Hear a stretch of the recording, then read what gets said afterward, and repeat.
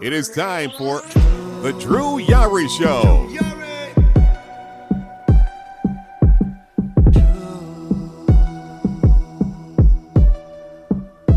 Drew Yari.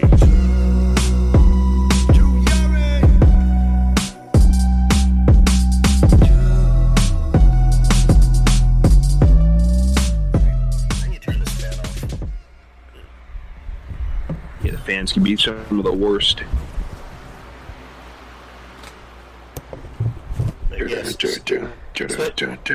Especially wrestling fans. It's like, all right, now I need to readjust. All right, it's like a fan saying that now WWE is cooked. Their goose is cooked. WWE's in trouble. WWE's fine. WWE's going in a different direction, man. And you know what? To be quite honest with you, Drew, you know what? I'm all for it. I'm gonna tell you something.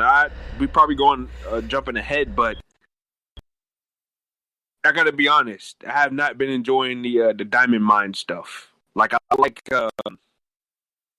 what's his name, Malcolm Bivens. I like him as a manager and a mouthpiece, right? Very animative, very old schoolish type manager, right? He would have fit in very, very well with the Hogan era. You know what I'm saying? Like the way he's so animative and stuff like that, right? Right. Tyler Russ, you know, Ryan Taylor, whatever you want to call him. Like, he's a great wrestler, but for whatever reason, he didn't tap into the personality that he had when he was in PWG for whatever reason. Right. Roderick Strong, he's always been the guy that was always around, the guy that helped elevated him.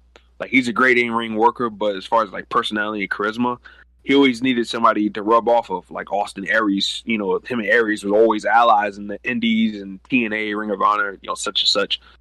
And he had Truth Martini as a manager for all those years in Ring of Honor during like the height of his run there, and the Undisputed Era, you know, this, that, and the other. So he's always been around somebody to like play off of. But into these two guys who I never even heard of, the Creed brothers. Those guys are green as grass, but they impressed the hell out of me the other night on NXT. Yeah, like I was hearing about him because like I tried to watch a little bit of NXT and I just couldn't. I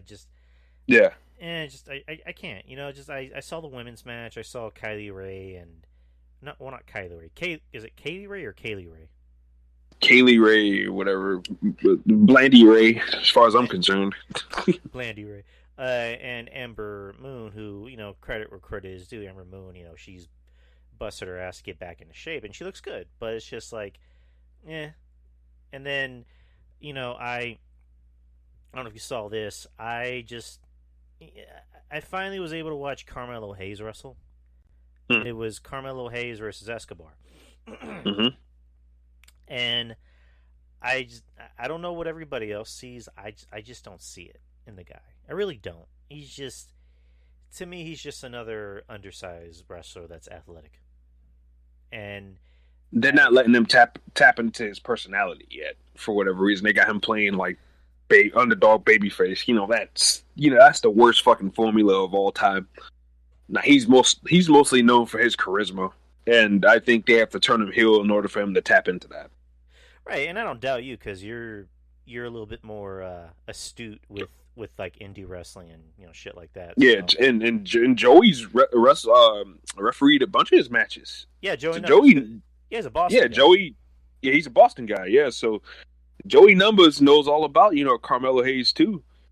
Right. Christian Casanova, like he's got the goods. I'm surprised he even landed in NXT. To be quite honest with you, I thought he would have been a shoo-in for AEW, honestly. But I mean, he's good. He's a good talent and everything like that. But they got him playing the bait. He's miscasted right now.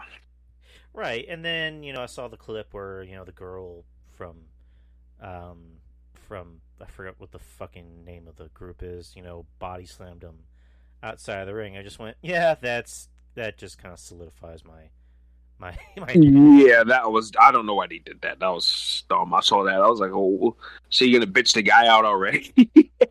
Yeah, you're basically Mark mirroring him out. Yeah, exactly, and that's the last thing you want to do.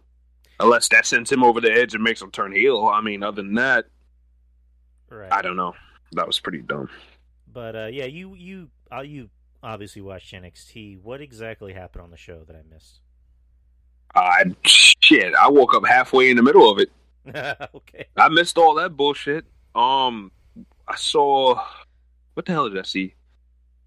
I saw fuck. I don't even remember what I saw. Oh, Pete Dunne. Okay. That MSK versus the Bland brothers there. Fucking my neighbor Mr. Birch and Oni Baloney there. Honey baloney. Who's a great wrestler and a fucking maniac. Like it's a good thing they turned him. I guess they turned him babyface, or that's if they don't get released.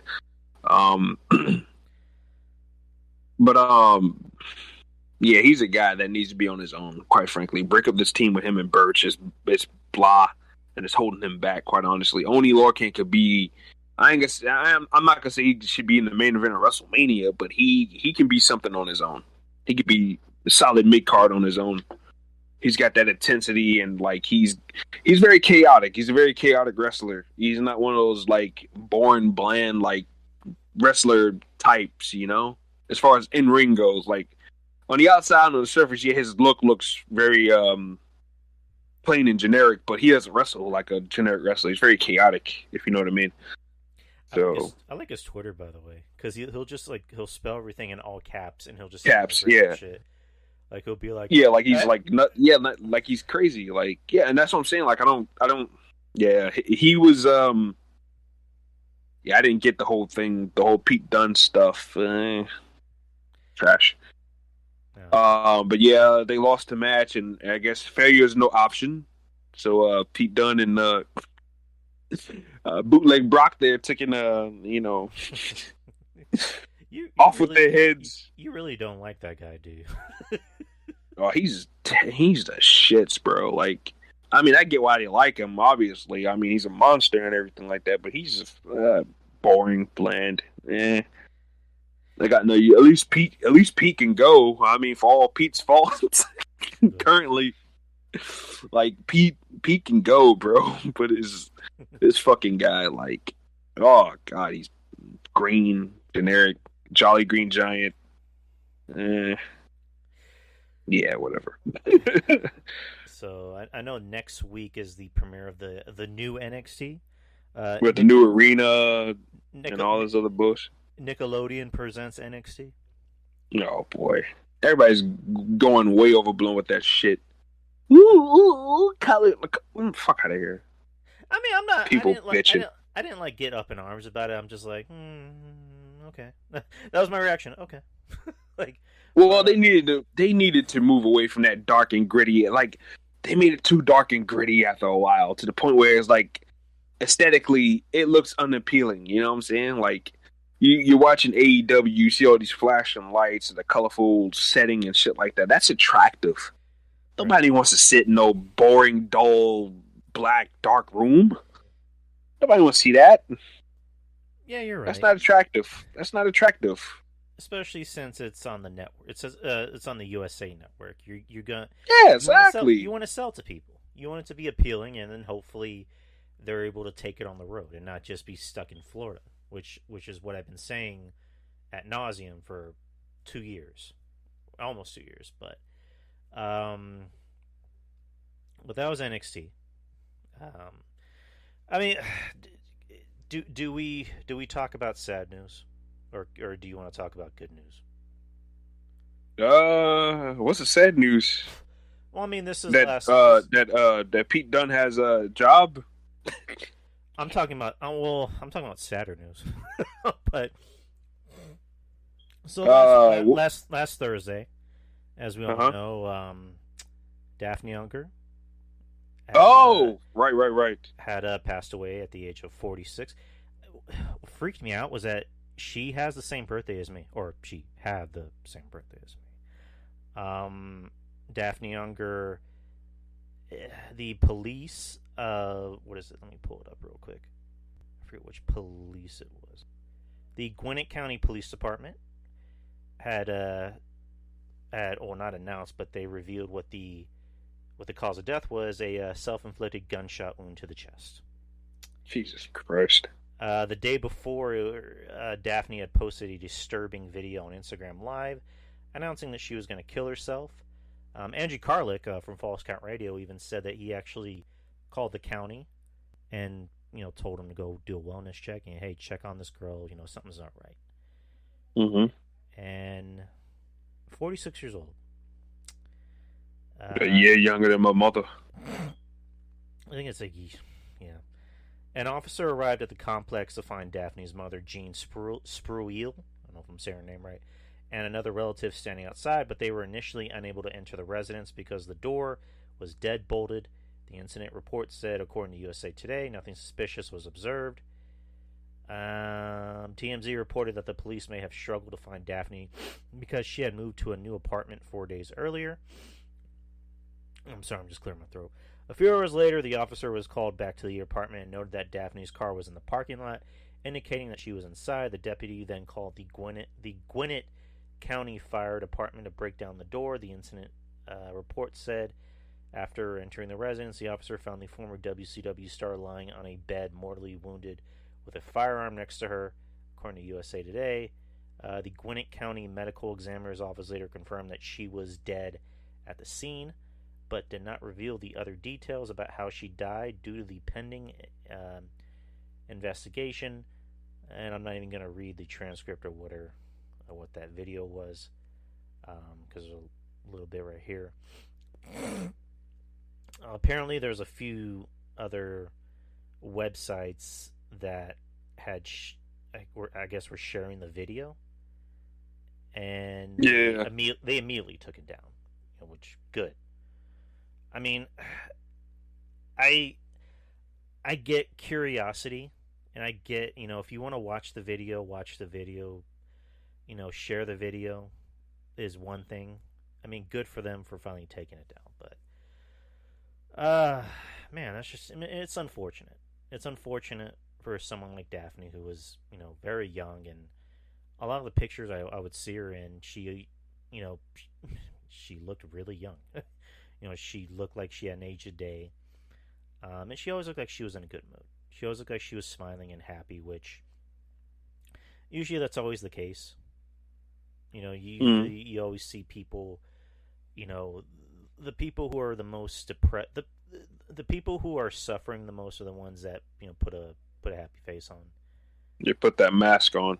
Yeah, because that's, you got to do that. And, kind of an unfortunate irony is that she was a big advocate for, mental illness.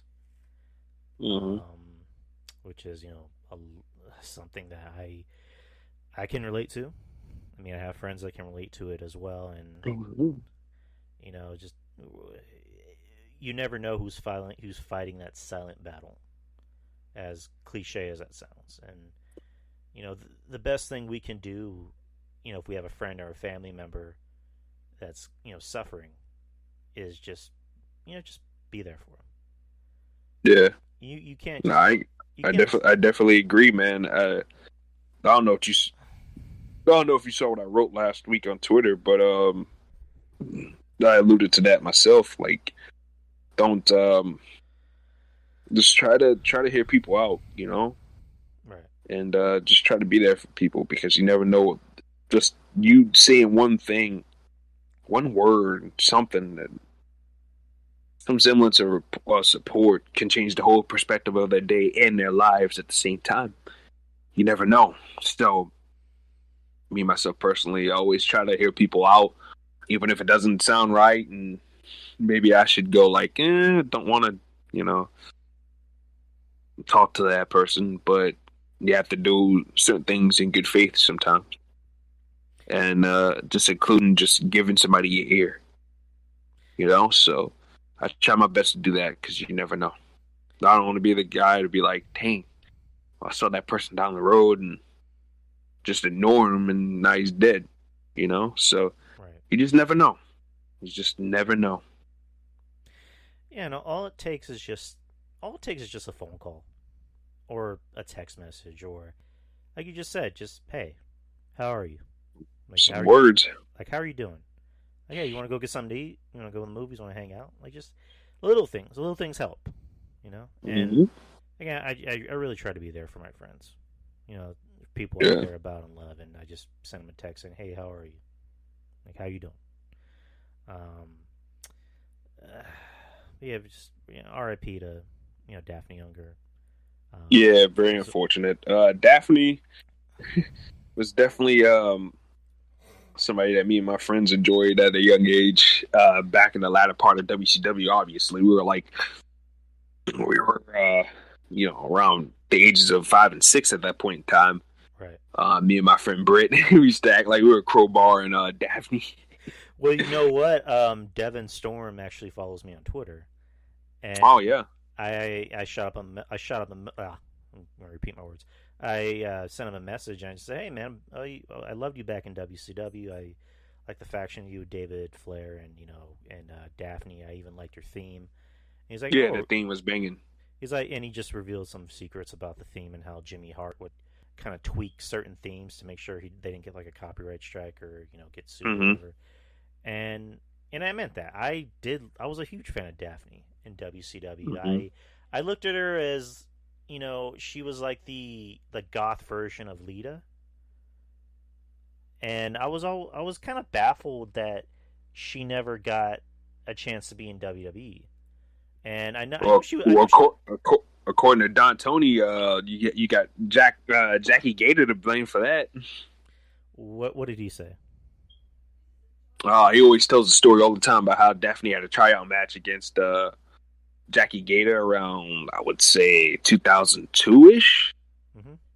And the match sucked, apparently, according to those around, and Daphne was not picked up. Right, because I know she was in OVW, because Mickey James had posted a picture of her on Instagram and saying, hey, it's us in OVW, and it was in 2003. And, yeah, that sucks. That sucks that the way he told it, did Jackie Gator purposely have a bad match, or is she just... No, it was that Jackie Gator wasn't good. Right. She was... growing up, Jackie Gator was fucking hot. She was great to look at. That body was slamming, you know what I'm saying? But she couldn't work for shit. Right. She was like my little brother said, like Ty said, just stay sexy. Just stay sexy. Right. And then she married... That's his advice for all the girls that just look good and can't wrestle. Just stay sexy.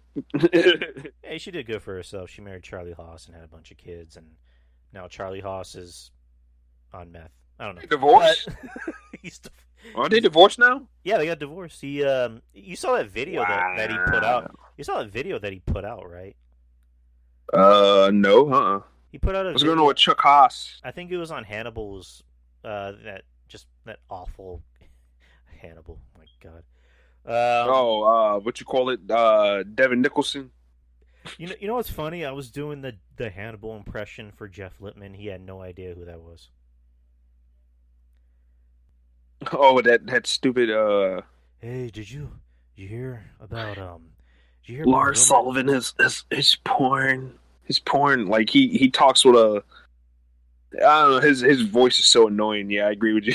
It's annoying. Did you hear about the rumors on the internet that someone said about you? What'd you think about that? And also, what do you think about this fat wrestler in WWE that wrestles in a shirt with no sleeves? No, my favorite is Kurt Angle. Oh, I'm challenging you to a match, Kurt Angle. I'm serious. Look up that promo. Anybody that knows what I'm talking about, y'all know what I'm talking about. I'm serious, Angle. Oh my God! But you're an embarrassment to the sport of collegiate wrestling. Where's your pride? Where's your dignity? Where's your integrity, Angle? This book was like my Bible. That guy's oh my God, he's awful. But He tried to sue WWE because they didn't want him because he had hepatitis C. what? Like, yeah, you remember that? I didn't hear about that until you literally just brought it up. Yeah, yeah. So he had a tryout, like I would say around 2012ish.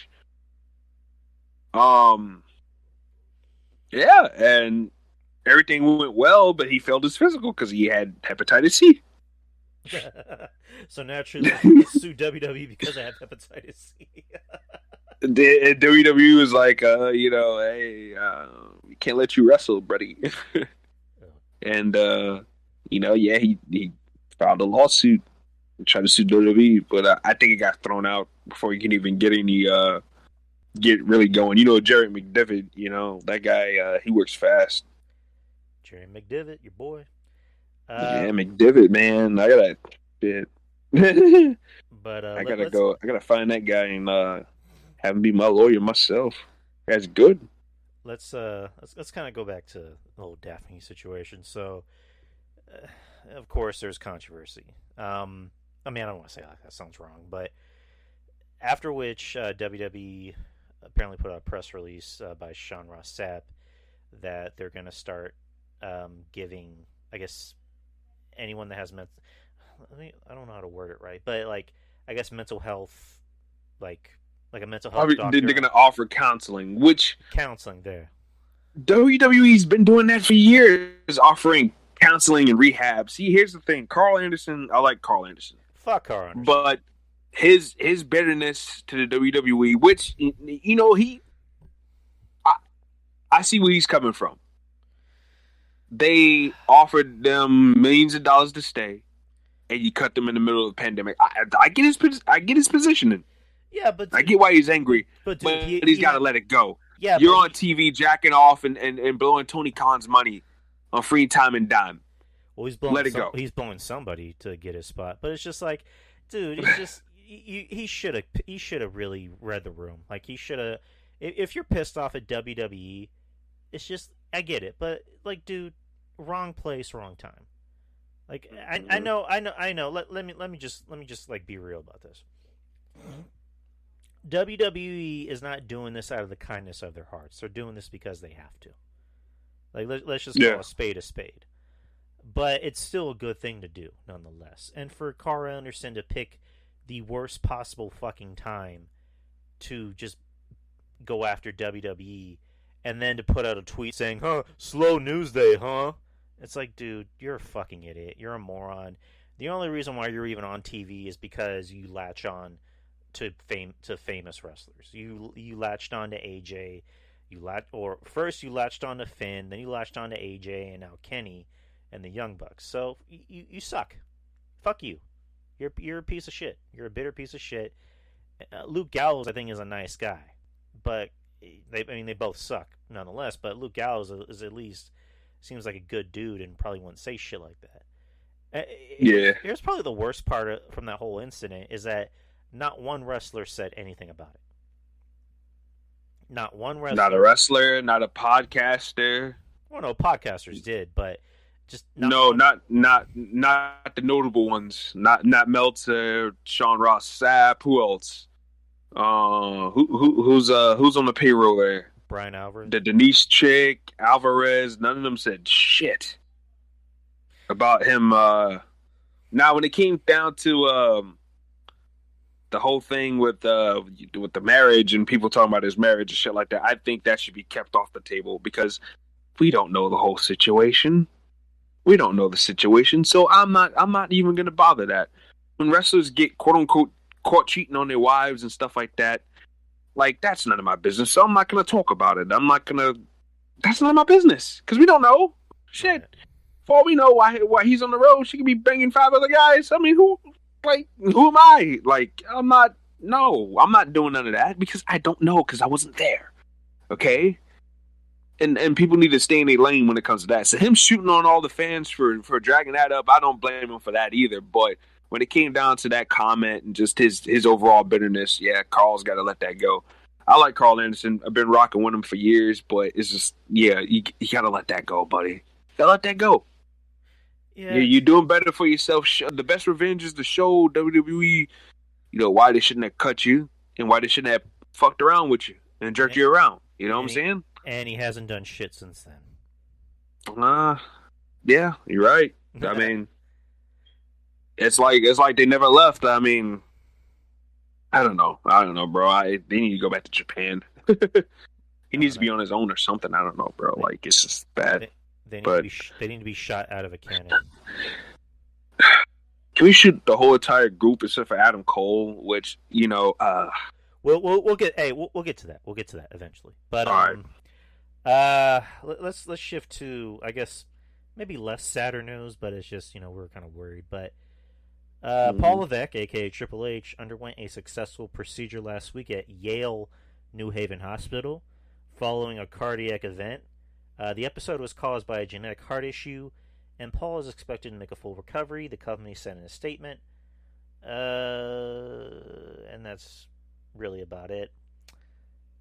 So they said cardiac event, and pretty much he had a heart attack. What is it? Did he have a heart attack at a taping, or like before, after, during? Like, what really happened? If you have any sauces on that. I don't know. I don't have liquor. This one, a very strange mystery to me. When I heard about when I saw the press releases, the first I've heard about it. So, I don't know. They've been doing their best to keep this underneath wraps. Right. Nobody's seen this coming. Not even some of the guys from the Florida Loop. Nobody saw this coming, or nobody heard about this at all. Right. Nico, JJ is banned from the shows, so like he wouldn't know. Like nobody knows. Mia, none of them knew about this. So yeah, I don't know. I mean, obviously we're happy that Triple H is okay. Right, because Lord knows, good God Almighty. I mean, not to be one of those dickheads, but it's just like it happened at a pretty bad time. Yeah, I mean, you don't want it to happen at all, but especially right now of all times. Right. And you know what? It could be fucking stress too. Like it's. I mean, yeah. I mean, my look at it. The God, guy, Mandy Rose looks good in this picture. Jesus Christ. The guy. Oh my Lord. I mean, the guy was pretty much the mastermind behind NXT, essentially. And then all this shit that's going on with, NXT and Vince and Bruce Pritchard are said to be taking over, and all these firings, and then Adam Cole leaves, and it's just obviously there was a lot of stress, and maybe there's stress at home. We don't know, but I mean, and dealing with Vince, taking a lot of his guys and fucking them up, except for Damian Priest. So maybe there's a lot of stress. Because a heart attack, what's the major component for a heart attack? Stress. So, stress, steroids, Hey, that's all natural. Come on. Yeah, okay. I drink milk and I take my vitamins, RJ. He's natural, just like Scott Steiner was. Hey, if you do the math, I'm not gonna do it. Do you know how long it's been since I've been in an accident? We need to relax. If you do the math, 75% chance of winning. Samoa Joe, you take my 30%. Your chances of sacrifice drastically go down. Kurt Angle, you're not the American hero. I am. I'll sound to your dumb redneck ass. Ric Flair, you're nothing but a yellow tooth, ass kissing, backstabbing, butt sucking son of a bitch. And you suck, just like WCW sucks. They flip to the channel to watch Stone Cold Steve Austin, the one that you and your buddies fire because you're a no good, backstabbing, butt sucking son of a bitch. Scott Steiner, man, Jesus Christ! I'll tell you what. Speaking of prospects and guys in NXT, athletes, his nephew, man. I was telling Tia on the phone yesterday. I was like, if this kid can have the wrestling skills of his father and his uncle, and his uncle's personality or charisma, just No. a half of it. Oh my God, this kid's gonna be a superstar. Adam Cole, who? Ugh. And I love Adam Cole. I mean, Adam Cole's gonna kill in the AEW, of course. Once he breaks away from the Elite. But yeah, man, like if that, if I guess he's gonna be going by Bronson Steiner. Why not? I mean, they got rid of Bronson Reed. Why not bring another Bronson in? I'm interested to see what that guy can do. Him and Parker Baby Brock. Baby Brock. Baby Brock. We got bootleg Brock and Baby Brock. I want to see what that. I want to see what both those guys do. And you know, and Baby Brock is a freak athlete, man. It's just all about putting it together. Then ring skill. Speaking of athletes and prospects, was just I believe yesterday or the day before. Gable Steveson, Olympic wrestling gold medalist, signs a multi-year deal with the WWE. The 21. I think they're gonna pair him with his brother. They signed his brother too. Oh yeah, I forgot about him. The 21 years old. Jesus, he does not look 21. Signed a. No, he looks like a full-blown grown man.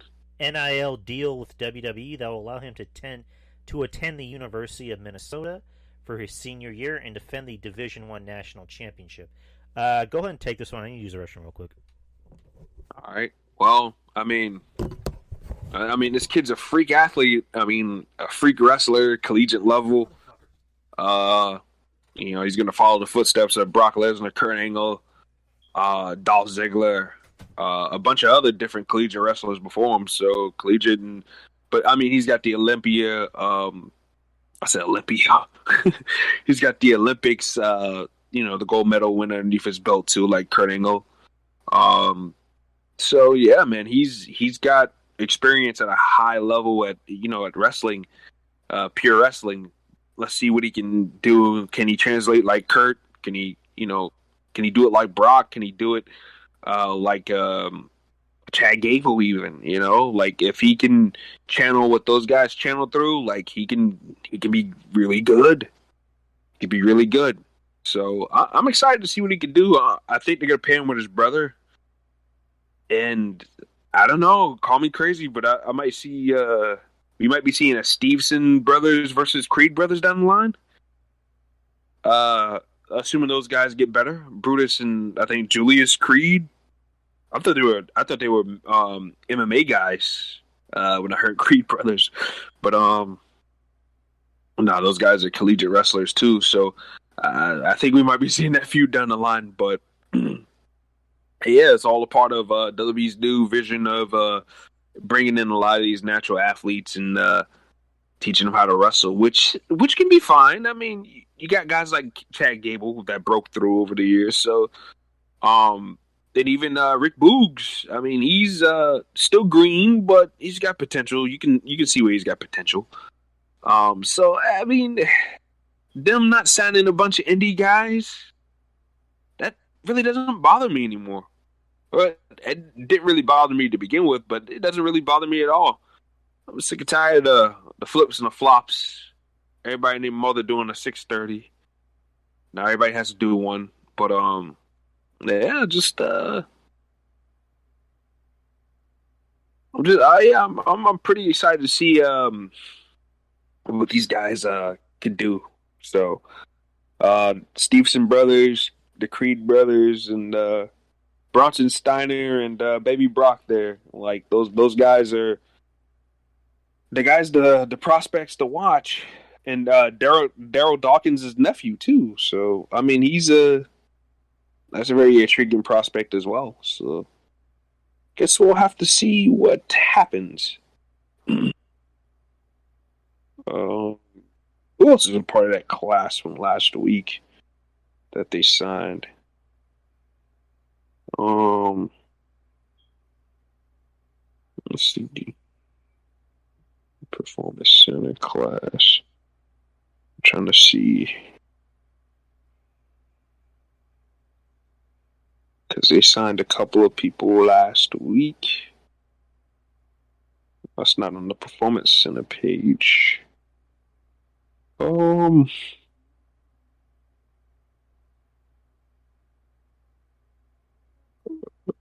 it- Oh yeah, and they signed the younger Uso brother too. Like about damn time, because that kid is, that kid is good, and he doesn't need that much seasoning, in my opinion. Like he doesn't do anything wild or crazy or chaotic to the point where they need to really sit him in developmental for a long time and domesticate him. I think you can call him up right up real quick and maybe have him confront his older brothers about kissing Roman's ass before finally falling in line as the young gun of the quote unquote group, and have him whip ass maybe in the mid card. So, or they can have him take Jay's spot, because I thought that Jay Uso put in a lot of great work as Roman's right hand man there, and even beforehand as as a babyface rocking on his own. I thought he was having killer matches with Dolph, AJ, and a couple other guys. He was having killer matches. And it's a shame that we didn't see him get an IC title. I mean, they gave him the Andre Memorial Trophy, but I mean, shit, everybody and their mother done had that, so it ain't nothing really special. But I was hoping that they would give him an Intercontinental title run or something like that. But nah, it's back to regular scheduling programming. They put the fucking tag team titles on him and his brother for the umpteenth time. So I guess not. But hopefully he can. I would like to see the younger brother maybe mix it up with his brothers.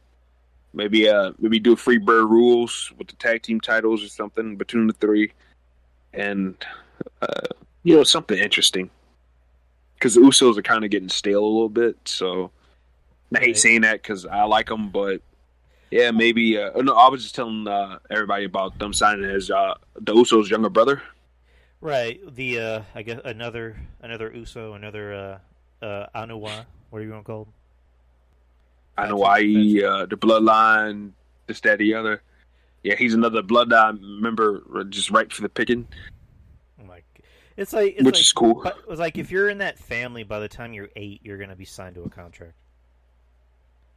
Nah, shit. I mean, they really made this. They made this kid wait, and they're not signing them all. I mean, they didn't sign the other one. What's his name? Lance. They ain't signed him yet. And Jacob, who's killing it in MLW. Oh, they're not gonna. They're not touching Jacob at all because of his criminal record. Because WWE, which is stupid. They don't like criminals. Which is stupid because he's better than Roman. Right, because honestly, I was gonna say, as far as believability in ring work, he's the best young gun Anoa'i right now. Well, I was gonna say, you look at MVP. MVP has a criminal past, and yet they still keep. Yeah, he did, but that was before WWE got soft, though. Yeah, it's just stupid because you look at Jacob Fatu. That guy can go anywhere and be successful. You put him in WWE. You put him in WWE next to him and Roman. That's money. That's license money to print money. I mean, you put him in AEW, and he's gonna run through everybody in that company. Nah, you put him in AEW, they're gonna have him on Dark. Ugh. But remember, they don't know how to book big guys. Remember? Right. I mean, that's why you got Brian Cage's wife bitching on Instagram now. I don't know if you've seen that. I saw the headline. I just didn't watch the video. She was talking about how Brian Cage is being misused. Which I would agree. I know people ain't high on Cage, and Brian. I like Brian Cage. You know what his problem is? I don't know what it is. I was gonna say he's a big guy, but he tries to work like the Young Bucks. He tries to work like Kenny Omega. Oh yeah, of course, and it looks awkward and sluggish and slow. But in Impact, he didn't do any of that shit. Like, he was just a wreck 'em up monster in Impact. Lucha Underground, same thing. Like he did the flips every now and then. And he did something something of that ilk of the Young Bucks and them, but it didn't take over his moveset. It's like he's in AEW and he's doing all this stupid sluggish shit. And I don't know if they're telling him to do that or he feels like he has to do that shit. But it doesn't look good. Like, play up to your strengths, and that a part of it is on them too. Like tell them to, or somebody needs to be in the back and be like, hey, work like a fucking big man, bro. Toss his little ass around, do the deathlift suplex, hit the drill claw, the F5 or whatever the fuck, and go home. Go home. You don't need to be wrestling like the Young Bucks, bro. That's up to something. They got all those veterans in the back in AEW. They got Jake the Snake Roberts, fucking ARN Anderson, Tully Blanchard. You mean you tell them none of these guys are telling these people how to work or giving them advice how to work? Well, I mean, didn't we kind of talk about something like this where, a lot of the guys like Arn aren't, giving advice on how to work? No, they're there for the paycheck.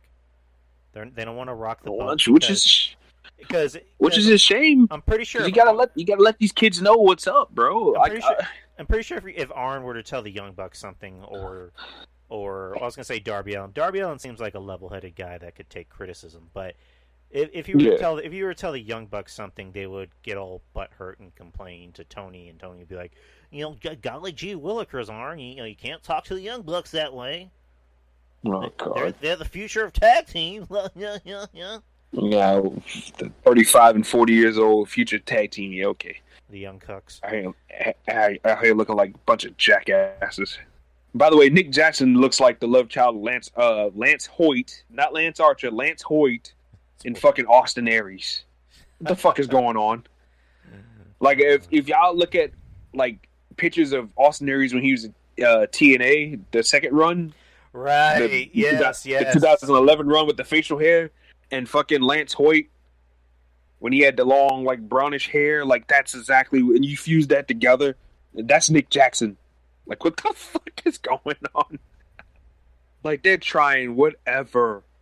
They're trying whatever, and they're trying hard. Whereas Adam Cole just comes in day one, and he's like the fucking coolest guy in the room, and out of that whole entire group, right? Without even trying hard. We'll definitely get to Dynamite, but let's talk about the pay-per-view. All Out happened on Saturday or Sunday? Sunday, September 5th. It was at the Now Arena in Hoffman Estates, Illinois. Attendance was 10,126 people. Or no, 10,126 people. The pre-show, 10-man tag match, the Best Friends, Orange Cassidy, Chuck Taylor, and Wheeler Yuta, and Jurassic Express, Jungle Boy, and Jungle Boy and Luchasaurus with Marco Stunt defeated the Hardy Family Office, Matt Hardy, Private Party, the Hybrid 2, Angelico, and Jack Evans by submission. I mean, this was on YouTube where you can watch it for free, the buy-in. I mean, we picked the Best Friends because they wanted to go with the faces to win. So, yeah, I mean, this match was just a Dynamite match, or a match you can watch on Dark if anyone actually watches Dark. But yeah, I mean, just why even have a pre-show match to begin with? You know what I mean? I mean, I would assume AEW is under the mentality of, isn't every match important? Shouldn't every match be on the pay-per-view? Big Show. So yeah, what'd you think? Well, nothing match. Honestly, it does nothing for either team because it's Matt Hardy and Stooges, right? Right. And fucking, it's the same shit we've seen with fucking the Jurassic Express and fucking the Best Friends. It's the same shit. Like, these guys are. I like Jungle Boy. I don't fuck Marco Cunt, and Luchasaurus is not bad, but he's another guy that needs to work like a big guy. Stop doing this awkward shit. If he can learn how to work like a fucking monster, the monster that he looks like, he'd be good to go too. Let the smaller guys do the awkward shit.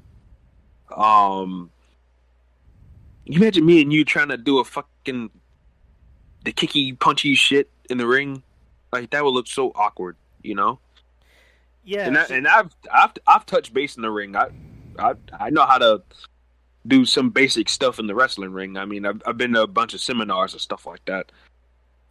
But even still, like, no, that's fucking awkward, bro. Like, stop it, stop it. But anyways, like, these teams are going nowhere. None of these teams are going. It feels like none of these teams are progressing. They're stuck doing the same old stuff. Like, so it's a nothing match to me, in my opinion. It's nothing. Right. I mean, It's nothing. Hey, you drink Robitussin. when we had Jeff Lipton on the show when we were doing our AEW bus flip, again, you look at Orange Cassidy. Look at where he was a year ago. He beat Chris Jericho 3 times, and what has he done since then? Nothing. And Littman made a good point. It's a gimmick that had a short shelf life. And, I mean, I'm not going to ignore the fact that he has fans and he has a following. It'd be ignorant of me to do so, which I'm not ignorant. I mean, I'm ignorant, but not that ignorant. But yeah, it's just Orange Cassidy is just once you've seen it, you've seen enough of it. And then fuck Taylor. What exactly can you do with him? Nothing. He's awful. Wheeler Yuta has something. They got to get him. They got to get him up out of there, though. Right, Wheeler Yuta. I don't know enough about him. I need to see more of him. So, he's good. What you call it? He was in MLW for a good bit, doing like a hacker gimmick almost. Oh, I mean, I wouldn't know, but yeah, but I'm trying to recall it because he was there briefly, like around 2018 when I started watching it. He was feuding with the guy. What's his name? The black guy. Jason Cade. Is it Cade? Yeah, they were tag team partners, and Cade turned on him, and they had a couple of matches against each other. And I thought that Jimmy Udo was pretty good, and obviously he went away, got himself in some good shape, went to Ring of Honor, changed his name to Wheeler Yuta, and now he's in AEW. I don't know if he's got a full blown contract, but I think he's got something. I think he's got something. All right. But not with the best friends though, because he does not fit that group whatsoever. Because he's a guy that wants to be serious. You can tell. Right, and it's just he looks awkward out there with them. Well, the first time I saw him, I went, "Okay, who is this guy? And why is he with the best friends?" It doesn't make any sense. It just seems like they literally threw him into the group and said, "Okay, you're going to do this." Yeah, I guess he's got the same fucking haircut like Chuck Taylor, except for his looks more smoother and better. And he's in better shape than Chuck Taylor, so I guess they just slapped him in there with Chucky for a while to Trent Goods back. Right. And then, Jurassic Express. Jungle Boy is talented, but I think... He has I just had to do it. I'm sorry. It's fine. It's a catchy song. Jungle Boy, to me, he has a glass ceiling. Like, unless he can learn how to talk... And unless he learns how to emote, then that's really about it. I don't see him as a main eventer. I mean, he can put on good matches, but it's just like the guy has the personality of a dead dog. So, yeah. Luchasaurus, I'm kind of upset with him. You already know how I feel about Dwarf Don Sucker. Dwarf Don Sucker. And then the Hardy Family Office, Matt Hardy, just go away, please. Private Party, I'm not crazy about. Yeah. The hybrids, but yeah, it's just There shouldn't even been a pre-show match. Plain and simple. Yeah. All right, so let's go to the main show. We have to open the show the TNT Championship match, singles match. Miro, God's favorite champion, defending against Eddie Kingston. This is a match I wanted to like, and not to say that the match was bad. I guess we can just skip to the end of the match. So they did a referee spot, of course, like they do with any other match, where I believe it was Miro that took the turnbuckle off. And when Eddie Kingston was going for the pin, the referee was too distracted because he was trying to put the turnbuckle pad on. And the whole crowd just turned on the ref. Like Miro's supposed to be the heel, the quote-unquote heel in this. And instead, the referee is the heel. It's not the first time the referee was the heel tonight. Yeah, the referee's incompetence. Yeah. Right. So Miro ends up winning. Which we kind of predicted, but he wins it. yeah, it's a match I wanted to like, and I thought this could be a good, just straight up brawl match. Doesn't need to be a wrestling match. Doesn't need to be a catch as catch can. 5 stars. In the Tokyo Dome. No, just have just two guys who look like brutes and just beat the shit out of them, because the build up was interesting. Eddie Kingston had a shirt that said D's nuts. He made D's nuts relevant again. And then, Miro, of course, calling him God's favorite champion. Miro has been, so fucking good since breaking away from Kip Sabian. Who apparently has a paper bag gimmick now. Oh, boy. You seen that? Yeah, unfortunately I did. And somehow Penelope Ford allows him to stick his penis inside of her. So anyway. Well, I mean, he looks like a middle school teenage boy with some dirt on his lip. So, I mean. Anyway, so what'd you think about the match? I thought it was fine. Look, obviously they're building to a rematch. I mean, Eddie got screwed, so obviously they're building to a rematch. I mean, they better be building to a rematch. And neither one of them was on Dynamite this week. And according to the spoilers for Redemption, or not Redemption, what the fuck, Rampage. Redemption. Rampage. Don't get me Redemption. I don't know where the fuck that came from. Don't get me any ideas, okay? AEW Redemption. So I don't think they're gonna be on Rampage either, according to spoilers. So I think they're gonna build to a rematch. We're probably gonna get some information about that next week on Dynamite. I mean, it wouldn't be bad, but it's just Eddie Kingston at this point. Mm-hmm. He really should just be in a tag team, or maybe Eddie. Yeah, Eddie is beat up. He's not the kind of, you're not gonna get a 5-star wrestling match from that guy. Right. Your best bet is a brawl. All his matches have to be in a brawl, so you can hide the positives. I mean, hide the weaknesses and pull out the positives. Eddie's a brawler at this point in his career. He is not a technical wrestler. He's too beat up to be doing all kinds of perfect shit, so to speak. So, he has to they have to adapt more to his style of thing. But I didn't think this match was particularly bad. I didn't think it wasn't 5-star or anything like that. But that's cool too. Like, not everything has to be 5-star. Right, and yeah, like I 7-star. I wanted to like the match a lot better.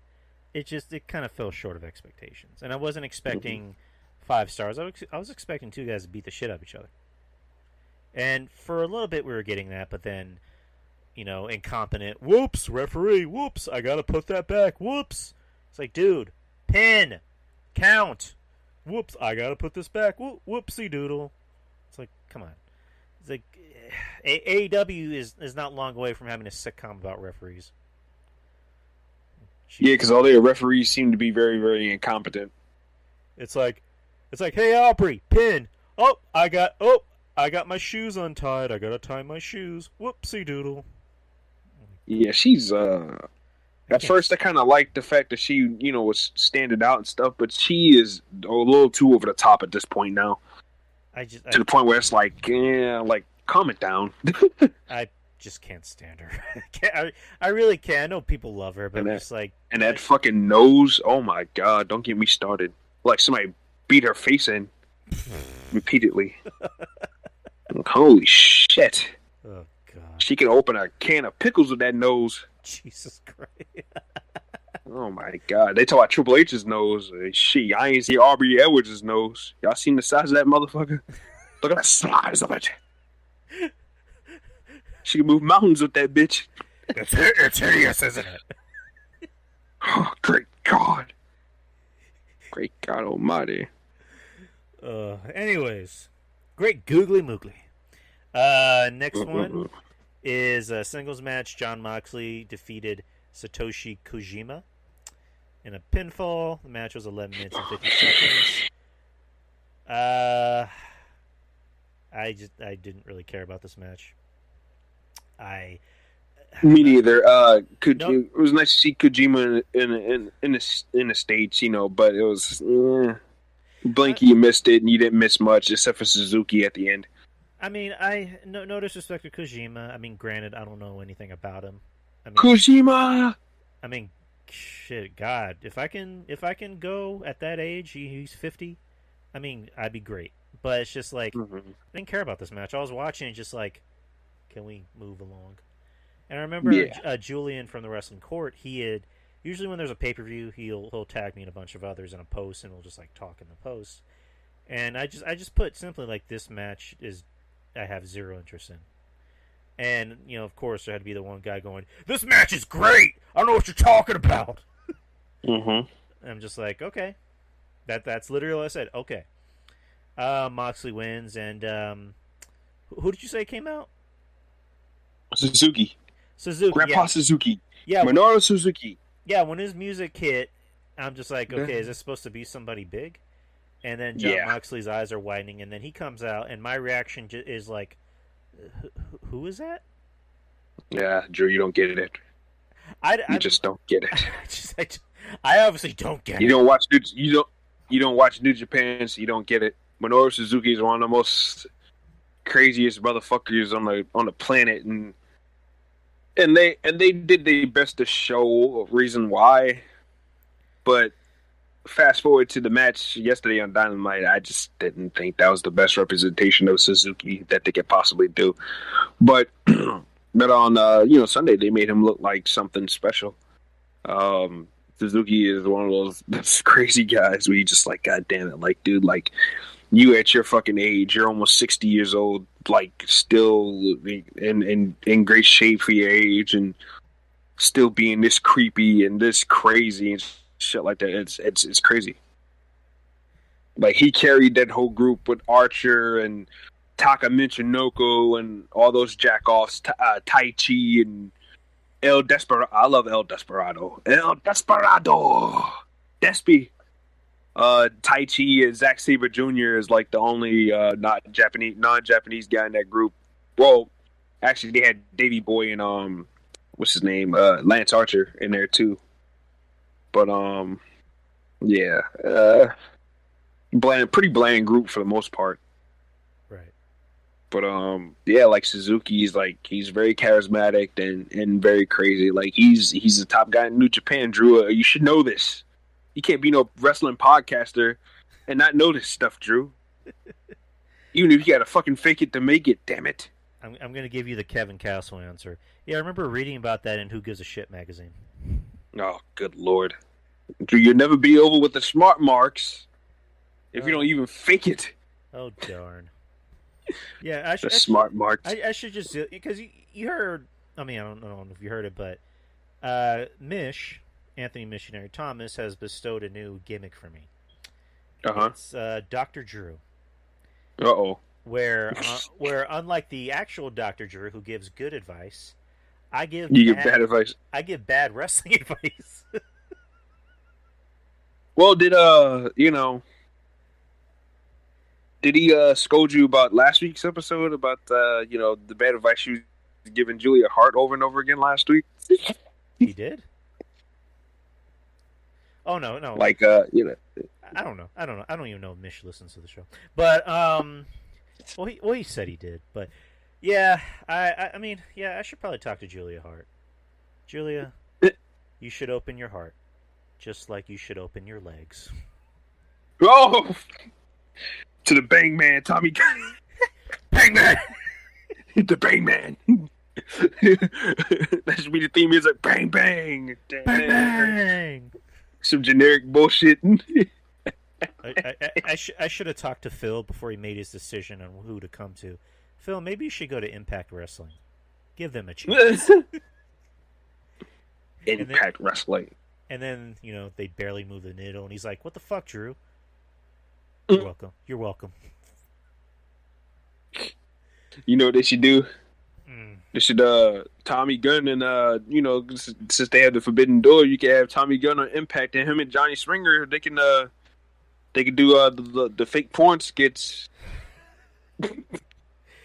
Johnny Swinger. Oh my God. Their stipulation is a Julia Hart in a cage match. I saw her first. No, I saw her first. Julia Cage in a shark cage. Julia Hart in a shark cage. You do the whole bit where she drops the brass knuckles in the ring. Tommy Gunn gets him, knocks out Johnny Swinger, and then we get this thing on the road. They just fuck in the ring. Vince, Mr. Gunn. Vince. So after the match, you're gonna grab Julia, and you're gonna fuck her. Oh God! You're gonna fuck her in the ring. You're going to Impact Wrestling. This is gonna be the true definition of Impact. Now I want you to look away from the camera and give us the best roar of your life, pal. The best roar of your career. Let's oh my God! I want more Ronaldo to call that. Oh my God! The money shot! Mamma mia! Can you imagine more Ronaldo commentating on porn? Oh my God! He's opening her legs. He's going down. He's going downtown. Oh! Oh my goodness! He's about to set it in. He just put it in. Oh my God! Oh! She just let out a short scream. She's out of breath. She's sweaty. She's sticky. Oh my! Oh my God! And just have JR. That killed him. As God is my witness. My God is dead. As God is my witness, she is broken in half. She is broken in half. Will someone stop the goddamn sex? Oh my God. You don't even know if she can even stand anymore. Oh my God. Why are we messing with Julia? Come on. Yeah, I don't know, man. She seems like a nice girl. Come on. But yeah, Dr. Drew. So yeah. Anyways, next match. We have Dr. Britt Baker, DMD, defending the AEW Women's Championship against Chris Statlander, Jamie Hamer with her gigantic ass, and Rebel were with Britt Baker. Oh, yeah. And you ain't lying about Cassidy that. was on Chris Statlander's side. So you know you're down with the thickness. You know. You got Chris Statlander and Jamie Hayter. Oh my God. Oh, you brick house, baby. You're down with the thickness. You know you're down with the thickness. Put my head down with the thickness. Lay my head down and put your ass on my face. Jesus Christ. Oh yeah. Oh yeah. All right. All right. But keep on rolling, baby. But chocolate starfish.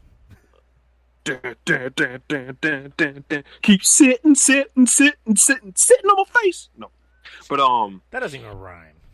Yeah, I know it doesn't. That was bad. But I mean, I can admit it. But yeah, I don't remember much about this match. I'm gonna be quite honest with you. It was like a if you blink, you missed it kind of thing. I thought Chris Statlander was about to. One thing I do remember is I thought that Chris Statlander was gonna drop Britt Baker on her fucking neck when she went for her finish. The what she calls it, the Big Bang Catastrophe or whatever, right? Or Big Bang Theory or something like that. I thought she was gonna drop Britt Baker on her neck. And Chris Statlander has been known to kind of hurt some people in AEW so far. So but thank God she didn't. And Britt Baker beat her. I forgot how, but yeah, I just one of those matches. Kind of gloss over it. Don't really matter. Britt Baker hit the Panama Sunrise. So that was interesting. Which was that was pretty interesting. But let me just other than that, I really don't remember much. Let me just say something. That should have been the finish.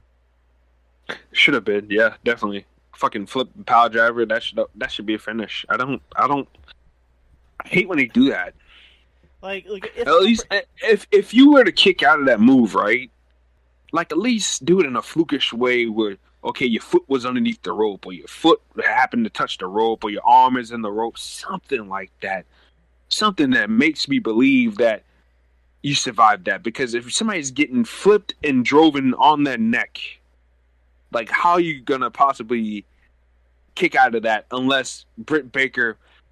If I would buy it if when Britt Baker did it, Chris Statlander flew across the ring, and Britt Baker's so fatigued that she has to take her time and crawl over and do it. But the fact that you're going for the pin right afterwards, and then no, fuck that. Yeah, I don't like that either. It's not believable.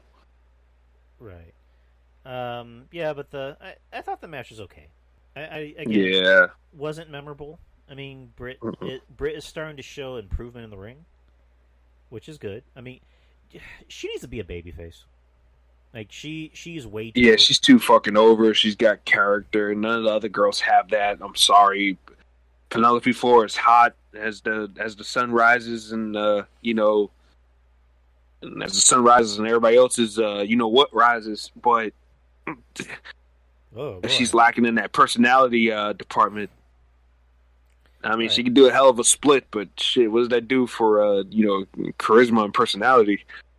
Does a lot for dicks. That's for damn sure. Oh yeah, for sure. I mean, yeah, for sure. The erection rate is very high.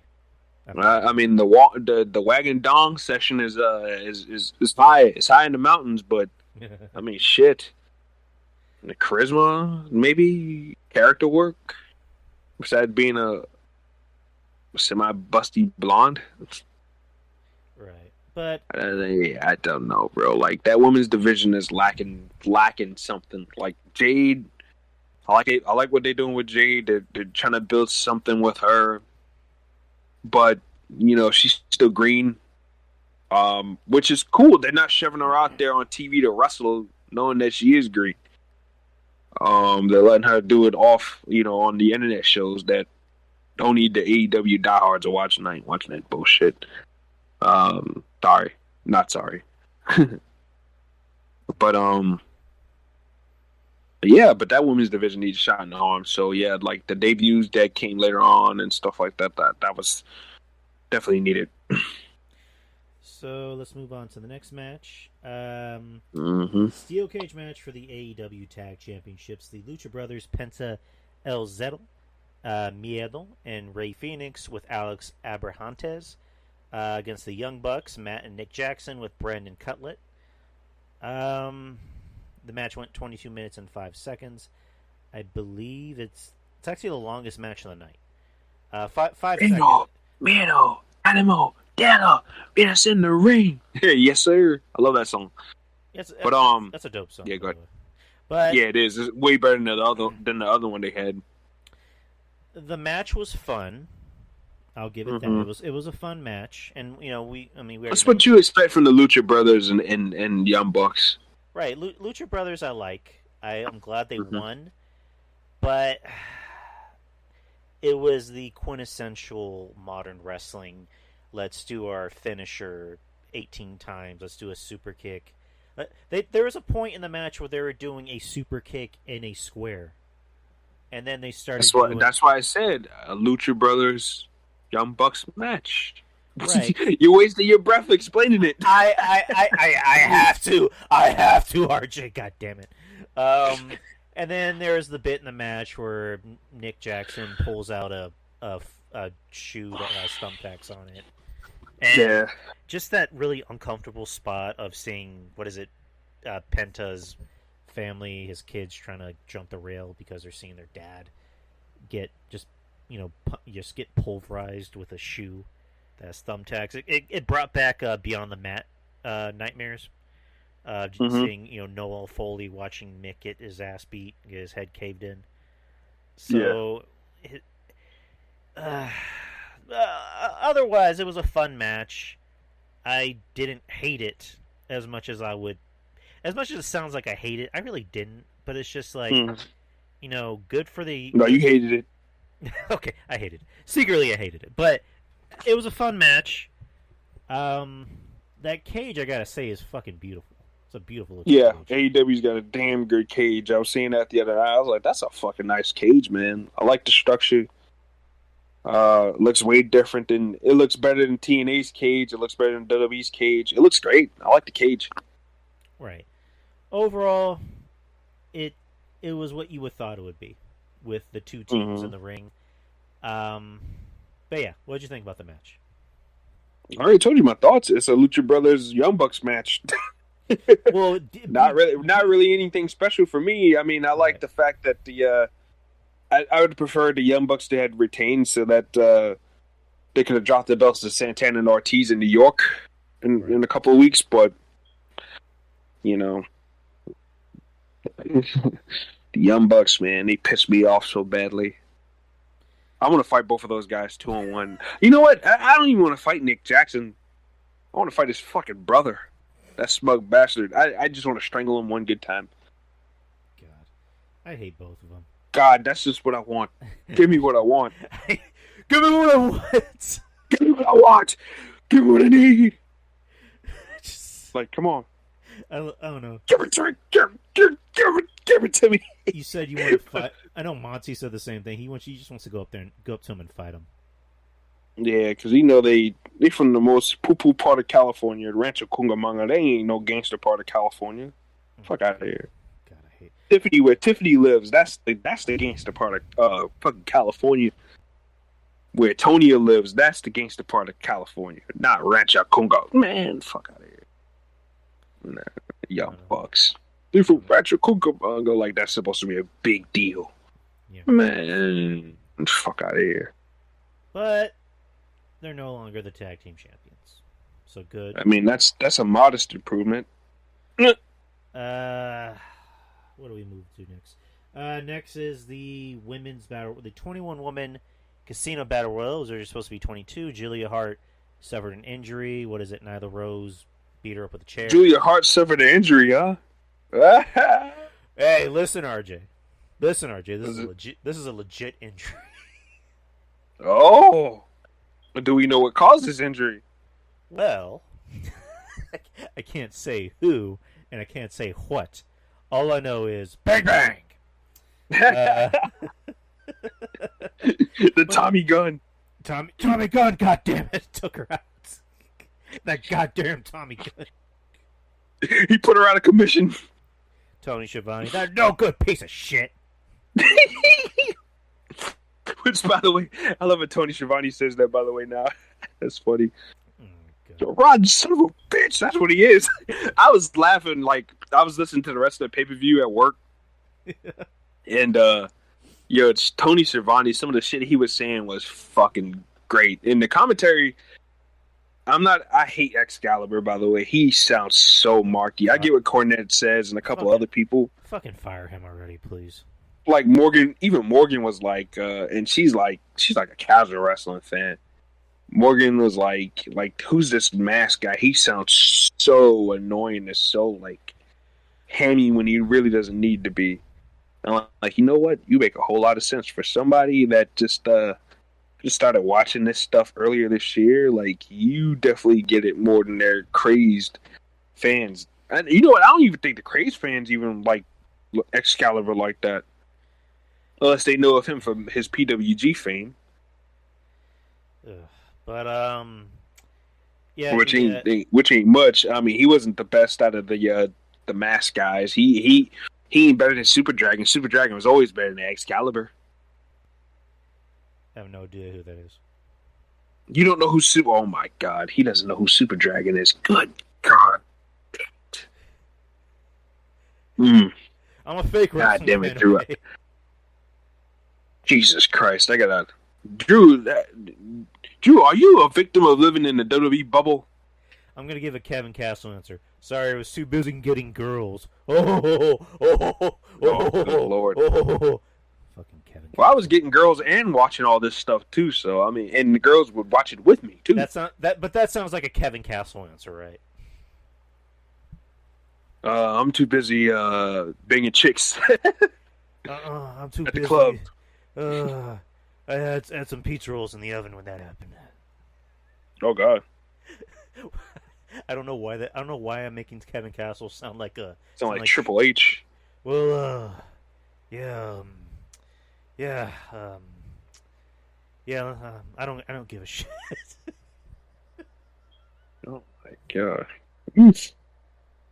He's no Al Perez, I'll tell you that much. What is up with Jordan Grace working out in her bikini and shit lately? I don't know. Is she trying to make that a thing? It shows she is going to get a lot of crazy comments on her shit. Anyways, let's get to the match. The 21 Women Casino Battle Royal for a future AEW Women's World Championship match.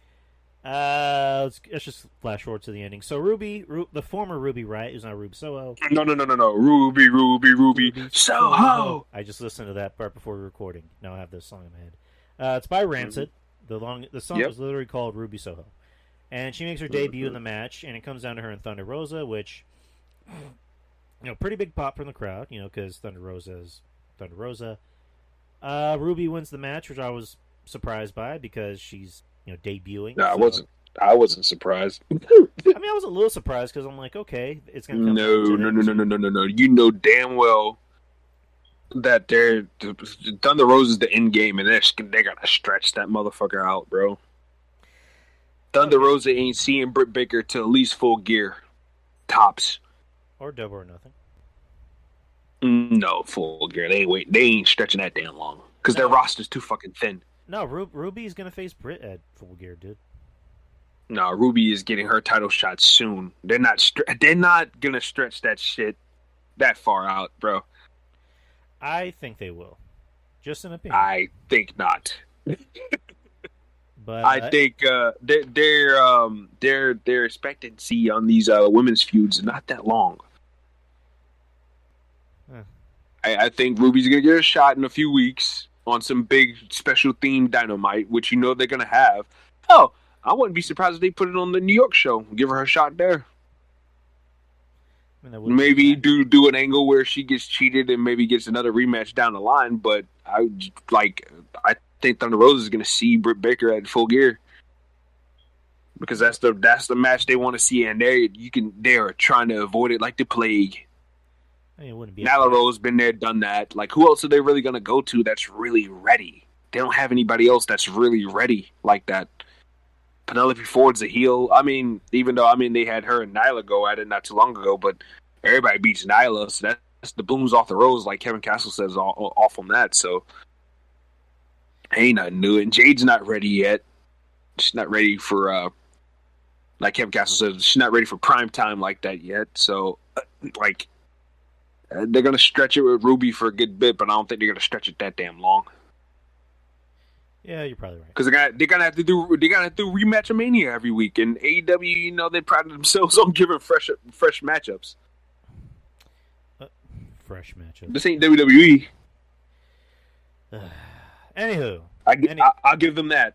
No rematch-a-mania. All right. Anywho, yeah. Ruby Soho wins. Thunder Rosa's out. So,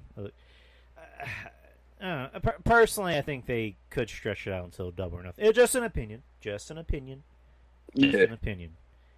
I wouldn't mind seeing Thunder Rosa and I was gonna say Ruby, Thunder Rosa and Britt Baker again, but who knows? Let's see. And not for nothing, this probably should have been the opener, but that's just my opinion. Yeah, because I don't remember jack shit. The only thing I really remember from this thing is obviously Ruby's debut and Nyla dumping Jade out, which obviously I guess they're gonna feud with each other. But that's like the blind leading the blind right there. I don't know if that's gonna be good in particular. Next we have Chris Jericho versus MJF singles match. Had Jericho lost, he would have retired from in-ring competition. Now here's the part where I started listening to the pay-per-view. So I didn't exactly see the match. I was listening to it. Right. So MJF has a nice swerve where he, plays the countdown. I saw that part. I saw the entrance, which was funny, by the way. It was funny. And then the graphic came on the screen. Jericho's last match, and then MJF plays his music, and then Jericho has I guess the bassist from Fozzy. Mm-hmm. To do Judas, which I think is the first time you really couldn't hear the crowd, and I don't think the crowd had it. I think the crowd was struggling to even sing it because the guy was playing his guitar. And not even just that, they were probably tired too. You waiting till almost the end of the show to want to play sing along? Like, come on, man, what the fuck. These people have been screaming and cheering their lungs out for Suzuki and all these other surprises they done seen, Ruby and this, that, and the other, and you think they're gonna sing your fucking song on top of CM Punk's too? Nah, fuck out of here, man. Fuck. The match I thought was good because you look at MJF and you look at Jericho. It was probably one of the few actually wrestling matches on the show. Mm-hmm. Because that was a spot fest. Right, so it was relaxing to see two guys actually wrestle, and Jericho was able to do a lion salt, which I imagine that took a lot out of him. And then MJF, doesn't really do a lot of the flippy stuff. He's more like mat based. So I thought the match was fine. I thought it told a good story, even though we already knew where it was going. And then another thing with the referee. So MJF, does his finisher on Jericho near the ropes. And, of course, the camera, zooms in on the ropes. So you're like, okay, there's going to be a rope break. And then, Jericho's foot, of course, touches the rope, but the referee didn't see it. So MJF thinks he's the winner. Mm-hmm. Another referee comes out and tells Aubrey, hey, Jericho's foot was on the rope. Restart the match.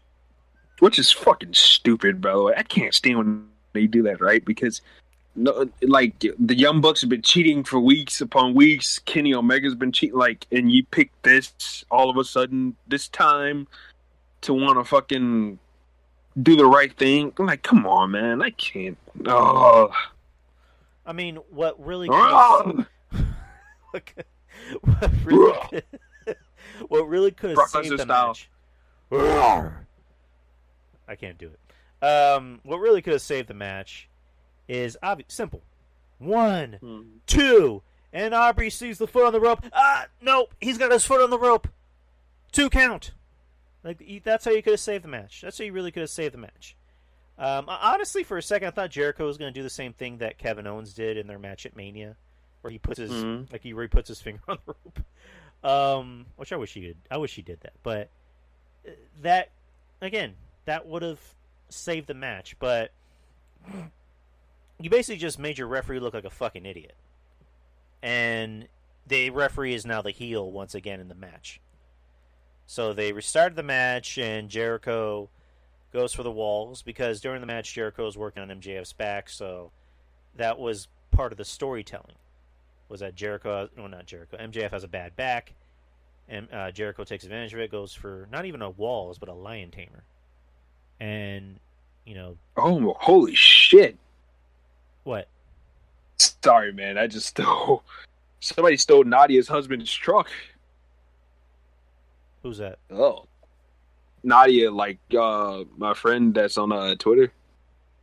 Oh, okay. Somebody stole her husband's truck and is riding around the town 30 minutes away from me. And wow, he's gonna beat the shit out of that kid whenever he catches him. Oh my god! But yeah. I hope he gets it back too, and I hope he puts his foot up that kid's ass too. Oh no, continue.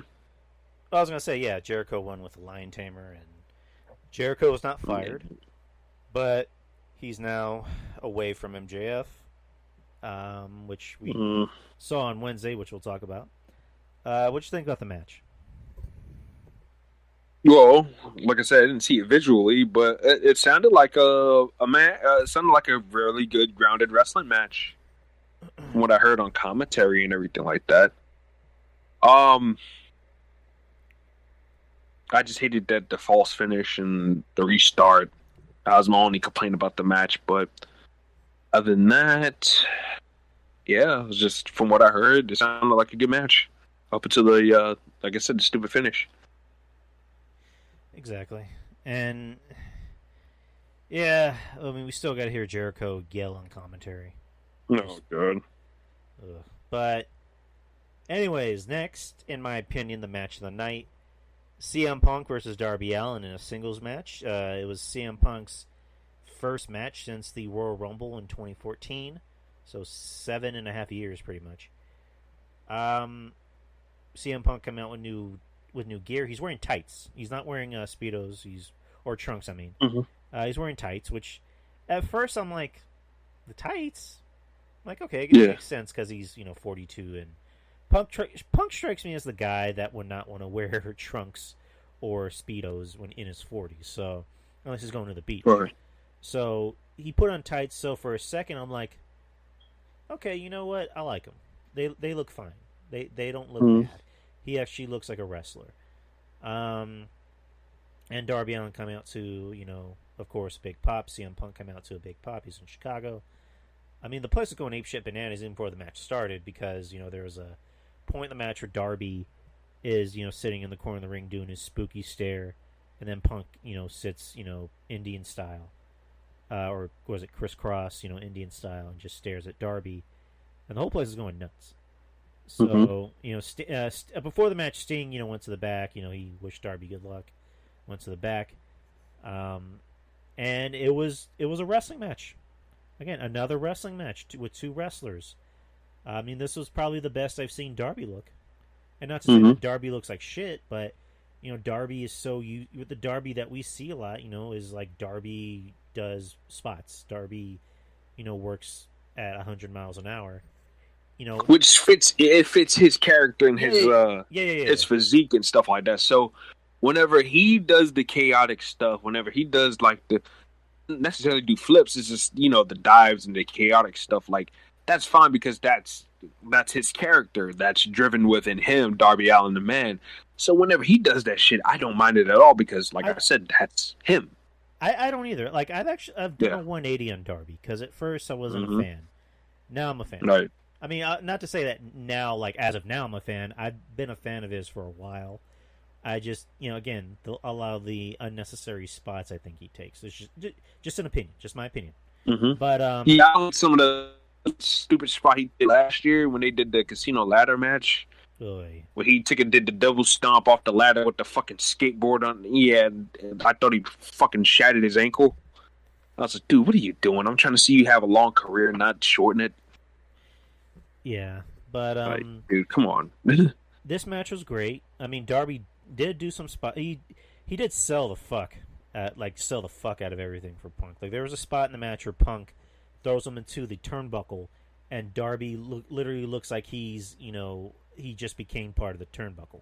Like he's like and that looked pretty gnarly. I'm like, oh shit.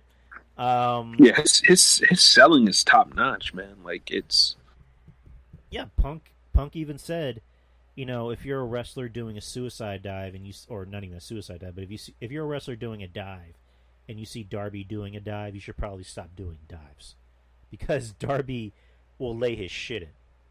Like a lot of guys will do dives and it just looks like it's half-assed. Like when I see Seth Rollins doing a dive, it looks stupid because it doesn't even look like he's really doing anything. It literally looks like he's jumping off and pushing somebody. Like when Darby does it, he looks like he's fucking Sonic the Hedgehog. And he's like... he looked like somebody shot him out of a cannon. Exactly. Punk, I mean, I gotta say, there was that point... There's some points where he looked winded, and there was a point in the match where he was actually limping a little bit, but overall, he looked great. He didn't miss a step. He had a great match with Darby, which... At first, I was worried about. I'm like, CM Punk working with one of these modern guys. I don't know, but no, it worked. No, it's perfect. No, he was the perfect guy. That's the perfect guy you put him up against. Right, and now we're gonna really see what Punk's really made of. Going after some of these other young cats like Starks. Starks doesn't work much of a chaotic style, if that's the direction they're going in. So like he'll be fun there too. But it's like some of these other greener guys that do a lot of the chaotic shit, like who's the guy that does a lot of chaotic shit? Like him versus a Lucha Brother or something like that. Like that's where you kind of might need to be concerned a little bit. Unless Punk grabs him and be like, "Hey, slow the fuck down." Unless he pulls a Brock Lesnar and tells somebody to slow the fuck down. I can see him doing that. I can see him doing that too. I can see him wrestling Sammy Guevara and be like, "Dude, relax. Like we're fine. You don't need to do too much." Yeah. But That's why I'm kind of glad. I'm kind of glad guys like Bryan and Punk and Cole are going over there, because those are the pros. Those are the pros, and they can help teach those younger guys how to slow it the fuck down, bro. Right, and I can see Punk.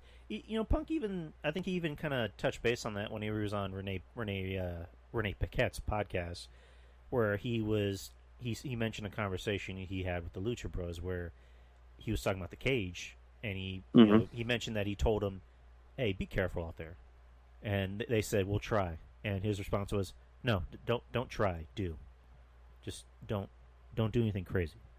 Which they had the spot off the cage, but that wasn't that crazy, so I can see where he was coming from. If it was like a super 360 Dragon Arrow thing, that would have made sense, but it was just a simple dive. But there's a spot. There's one little nitpicky thing. I gotta take away from the match. Boy, here we go. He's gonna get his candle canceled. I say candle. What the fuck? Canceled. I'm gonna guess a candle. And canceled. There's a spot in the match where Punk goes for the GTS, and then Darby Allin rolls out of the ring, and Darby does the "I'm gonna play dead until the 9 count" bit, which I really wish he would have done the "I'm struggling to barely get to the ring. I'm getting there. I'm getting there. And at 8, I'm right there. And at 9, I'm in the ring." Like, if he had just done that, not to say it made the match worse, I'm just like, did we really need to do that spot?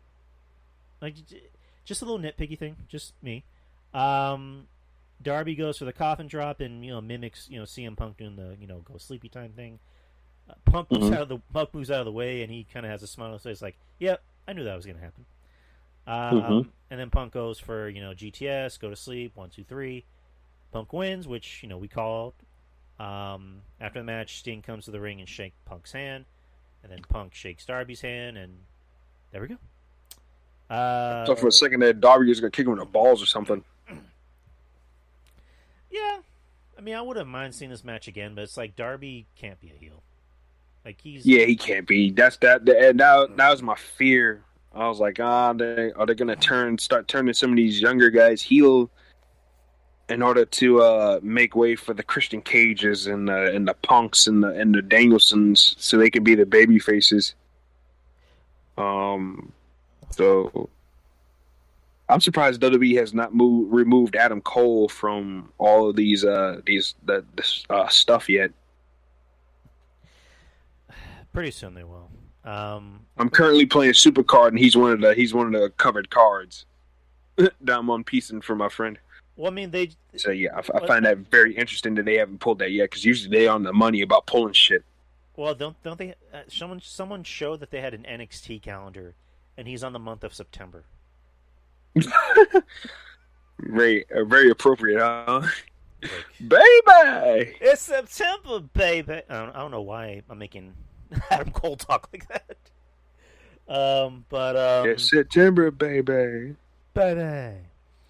Next match,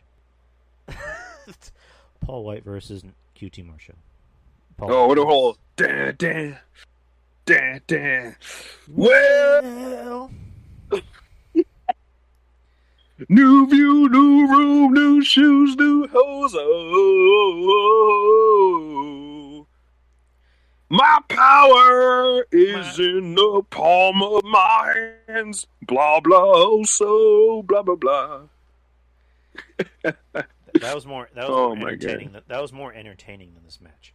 But why does this need to be on a card? This should have easily just been on a Dynamite or a Rampage. This should have been on a fucking buyout, a buy-in, whatever the fuck, pre-show. The prelude. There's a few matches that should not have been on the show.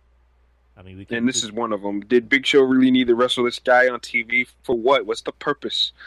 The Gun Club didn't even come out. Tommy Gunn did not come out. I was disappointed. All right, I was severely disappointed. We've given Tommy Gunn way too much fame on the show. He was supposed to come out with the steel chair and hit Big Show in the hip, and then cover his face. Oh And then next week, Lexington still makes the save. god. Put the title on. Put the title on Lexington Steel. Lex Steel versus Tommy. The AVN title. The AVN title. The AVN title. That's the new division of AEW. The AVN title. Oh my god! Can you imagine can you imagine the AEW commentary on that shit? No, they gotta have Excalibur and Taz out there for that. Excalibur, Taz, and maybe JR just for the fuck of it. Dude, you gotta have Tony Schiavone out there. All right, fucking making a 4-man booth. that goddamn Tommy Gunn's a piece of shit. Look at what he's done to poor Julia Hart, that no good bastard. She has to be real around the goddamn wheelchair. Oh fuck. Oh my god. Oh. But yeah, this match should not have happened at all. I mean, I'll give it credit for this. It was a way to cool everyone down from Punk. Ooh. Oh God. Well, I gotta take a shit. Dan, dan, dan, dan. Good Lord. What did The Rock say? The Rock, did a promo on him. He's like, well, I gotta go take a leak because this guy sucks. Yep. But yeah. Anyways, I mean, had I would have been watching the pay-per-view at home, I probably would have taken a leak. As soon as QT's music hit, QT didn't even have an entrance, did he? He did. Oh, okay. He can't. Like I said, this is the part of the show when I was listening to it. I didn't see it physically. Yeah, just yeah. Ooh. You like. I ain't gonna lie. This song that song's better than his WWE one. That's for sure. I know it's supposedly the same singer, obviously, but yeah, this one that one's actually better than the WWE one. I mean, that's like being the nicest guy in prison. Yeah, pretty much. Well, I'll drop the soap in the shower. Oh God! Don't blink. Don't blink and wink. Anywho, main event. Ew. AEW World Championship singles match. Kenny Omega with Don Fowlis. No, Kenny Olivier versus Christian Cage. Dancing, prissy prancing, simpering butts. That goddamn moving like Lawrence Olivier. That goddamn no good motherfucker. Out here doing the jazz hands. Playing with his fingertips, twinkle toes, my finger fuck. Oh my God! Yeah, this match didn't really do it for me. It didn't, and the bloom was already off the rose. You already seen this a couple weeks ago. Like, I don't know why they should have canceled the match. I love Christian. I'm a big Christian fan and shit like that, but I thought that the match should have been canceled. Once he beat Kenny for the Impact title, I thought that they should have canceled this match because it didn't make any sense logically. Because we know damn well Kenny is not dropping the belt to fucking Christian, bro. No. And that's coming from a Christian fan. Like, it wasn't gonna happen. That's my story, and I'm sticking to it. Right, and damn it, what happened? What happened to Christian's personality? Go! They're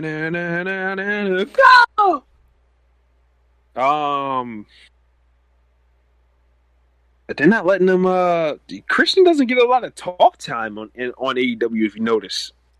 Well, when he does, he just talks like a guy. He just goes out there and says, "Okay, let's wrestle." All right. Like, he doesn't. Well, we all know Christian's better as a heel, anyways. He can be a face too, but it's just like he can be a face, but like he's more like him as a heel is more turned up. It's more better. That's right. Where he's at his best and his most comfortable. Kind of like Jericho. Like, Jericho is more energetic. But Jericho's at his best when he's a heel too. You know. Right. Edge. Same thing with Edge. You can argue the same thing with Edge right now. Like Edge is kind of haha as a baby face, but as a heel, like oh shit, like the switch is flipped. Well, same thing with Triple H. Triple H is a born baby face if he wasn't doing the DX shit. I think Triple H is good as a babyface because he still does the kind of shticky, stand-up insult comic, bit.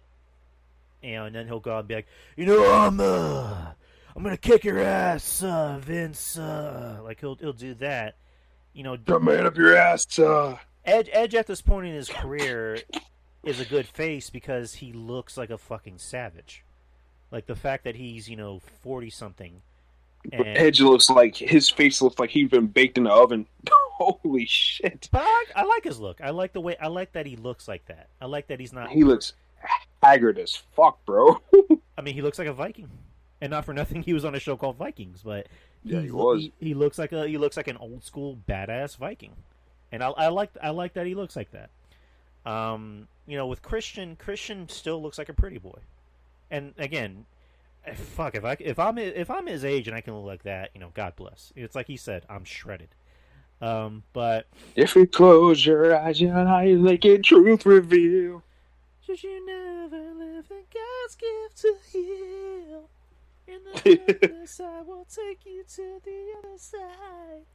Da-da-da. Pull out my weenie and shoot it all over Julia Hart's face. Hey. Oh my God. Hey. My God. Tommy. Going. Tommy. Going. Boom, boom, boom, boom, boom. No. But yeah, I mean, this match was what it was. It wasn't terrible. It was just there. I mean, it was put there primarily for what's going to happen next. I mean, Kenny Omega won, by the way. So, the Elite come out and talk a little bit of shit. Kenny Omega does his whole spiel, nobody can beat me. Nobody in this company, nobody else can beat me. Not even dead or alive. Not even if they're dead. Because he's dead. Which, that was a nice little nod. That's why, as much as I don't fuck with the Elite like that, I will give them credit. They're masters at storytelling and Easter eggs. Like, I'll give them that. Right. Like, you got to give the devil his due. I don't fuck with these guys, but you give them that.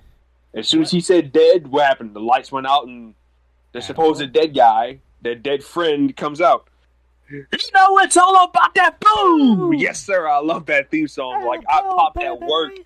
Like, I snuck off. I snuck to the break room, like, 15 minutes before it was time to go on break. Just because I knew something was going to happen. I was like, oh, if Brian's coming out, that's cool. If Cole's coming out, that's cool, too. But I knew something was coming out. As soon as Kenny Omega grabbed that mic and they started beating down Christian, I was like, "Yep, somebody's coming." And then he cut the he cut the promo, and it's all about the boom. Adam Cole, baby, yes sir, the best theme song in the company. Night one, I mean, just the coolest guy in the room. I'm sorry, Adam Cole just got it, bro. That's swagger. They really wanted this motherfucker to be Keith Lee's manager on the main roster. I would have left too. Fuck that. Oh, yeah. Fuck you guys. Yeah, there'll be shit to bet on that one. Oh, yeah. They're regretting that to this day. Like, they should have just let him. They should have just let him be him. I mean, because it's like you and me had talked about it. He has the thing that Vince likes, and that's he can talk.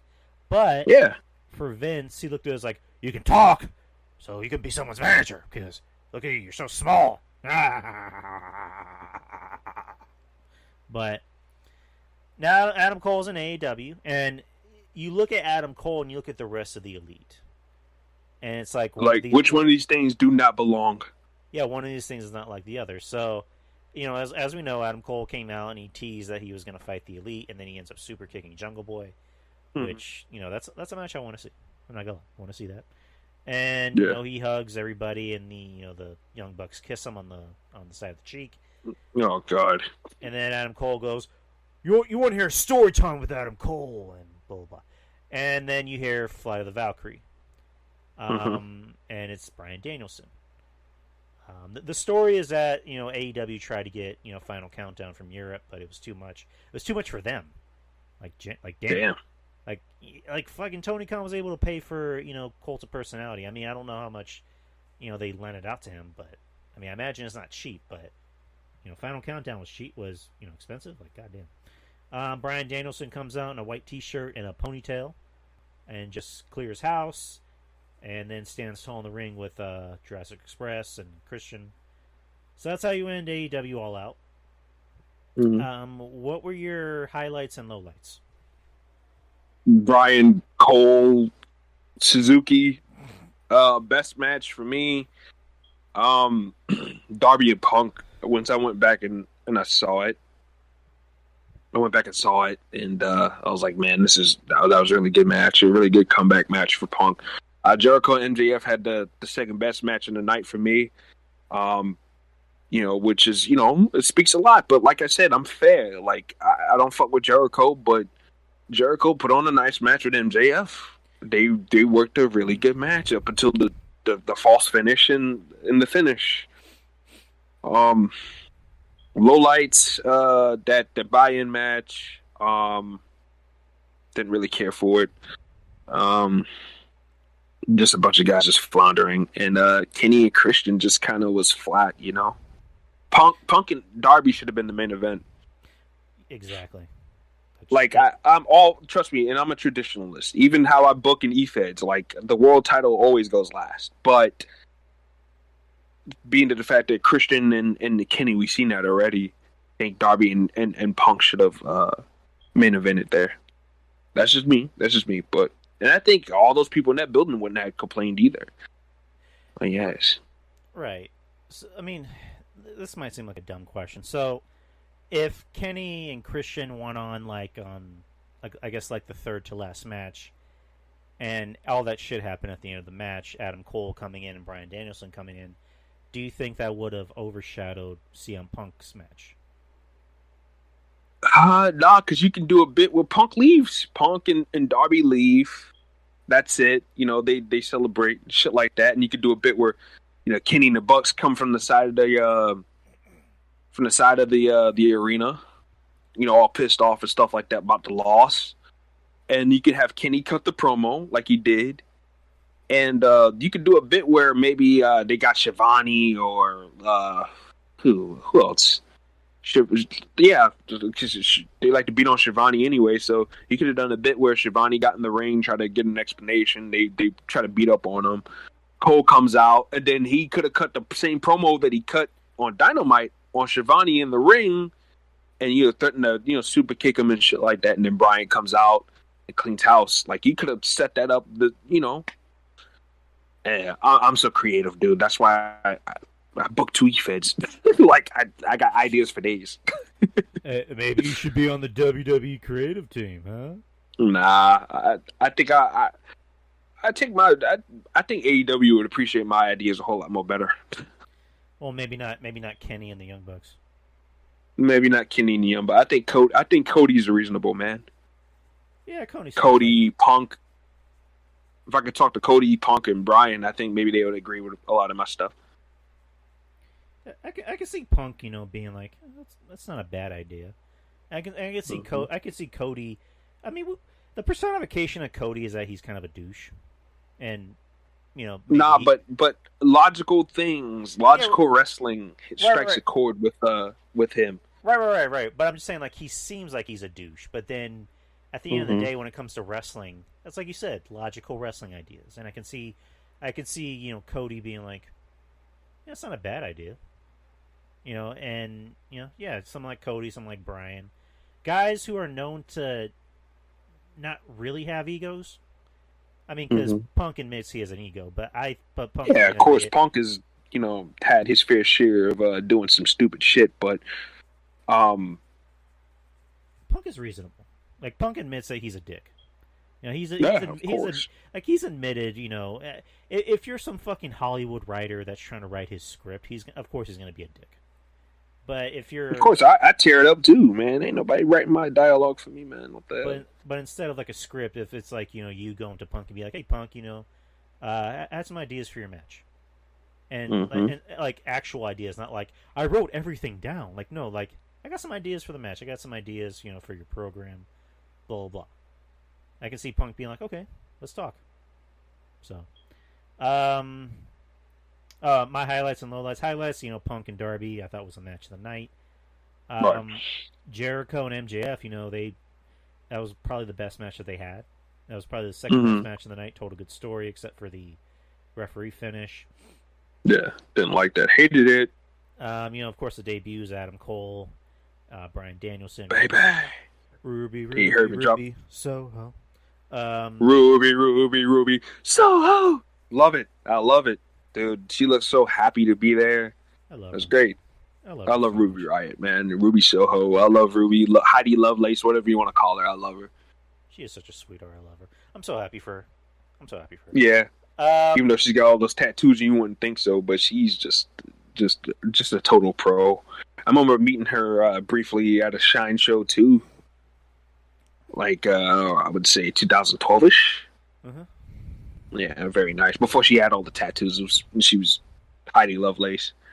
Right. So yeah, just cool. Right. Me personally, I never thought that she was going to work out in WWE because she didn't have that look that Vince liked. But I saw maybe like how they pushed Paige for a good bit, and they pushed AJ Lee, girls who didn't have that diva look. Paige, started hanging out on the Total Divas and this, that, and the other. But that's neither here nor there. But I thought that Ruby was kind of not the kind of girl that Vince would want. Maybe Triple H would want, but not the kind of girl that Vince would want to push on television. Well, Triple H thinks like a wrestler. So yeah, of course, yeah, it's got that mentality. He's gonna look at Heidi Ruby as a wrestler, whereas Vince is gonna look at her as a woman. Mm-hmm. So, I mean, God is a woman. No, I'm just kidding. Oh God, please don't sing that. Lowlights. The buy-in match probably shouldn't have happened. Paul White and QT Marshall probably really shouldn't happen. I didn't care about Jon Moxley and Kojima. Lariat. Didn't care about that. I was disappointed by Miro and Eddie Kingston, and Miroslav. The cage match. It was fun, but it was just like, this is typical spot wrestling, modern bullshit. So overall, I would give the entire pay-per-view, I'm going to give it a B+. That's my grade. What about you? I give it an A+ for Adam Cole, baby. Yes, sir. Party right. Let's go. Baby. My only thing is that he's with the goddamn Elite, and I hope it's brief. Please make it brief. I mean, he could be joining another faction. Wink, wink. The Gun Club? No, God damn it! No, baby. It's with the other bit of news that we will discuss after we go over Dynamite. So Dynamite was Wednesday. Oh, yesterday actually. Mm-hmm. The first match was Dustin Rhodes versus Malachi Black. A singles match. I thought the match was okay. Obviously Dustin Rhodes can work. I didn't like the fact that it was competitive because Malachi Black needs to be killing dudes. He ran through Cody in 5 minutes. He had a competitive match with Lee Johnson, which I thought was weird. Didn't like that either. He ran through Brock. This guy's a jobber. Right, he ran through Brock Anderson, and he's having a competitive match with a 40-something Dustin Rhodes. 50-year-old man. Again, Dustin Rhodes is 50-something years old. And again, Dustin can go. There's no doubt. No doubt about it. But he should be, had that would have been me, and that would have been the Dustin shoes. That would have been like, Malachi, kick me in the face. Let's sell that kick. Let's get that damn thing over. Right. Kick me in the goddamn face. I'm going out like a light. And if you notice when he went for I don't know what he calls in AEW, but Black Mass, he didn't. I think they call it Black Mass still. He didn't hit him in the side of the head. He hit him on the, I guess, behind his shoulder, which I guess it makes sense because a 50-year-old guy is not going to want to take a hit to the head. But then again, ARN Anderson took it, but I don't know what. ARN Anderson took that shit like a champ and bumped like one too. ARN Anderson's the man. I don't give a Arn fuck Anderson what he is the fucking man, bro. Like there's no secret that he used to stand by all the guys with the long hair in WWE and water them down with the water hose. But I mean, Arn Anderson is the fucking man, bro. What did Joey Numbers say? He would just stand there eating a Pizza Hut, hot and ready, while he's hosing guys down. Hosing guys down. Shh. Your hair's not wet enough, kid. Shh. All right, Dolph, come over here. All right, John Morrison, is your turn. God damn it, Arn, where's Edge? He still ain't ready. He still ain't ready, Vince.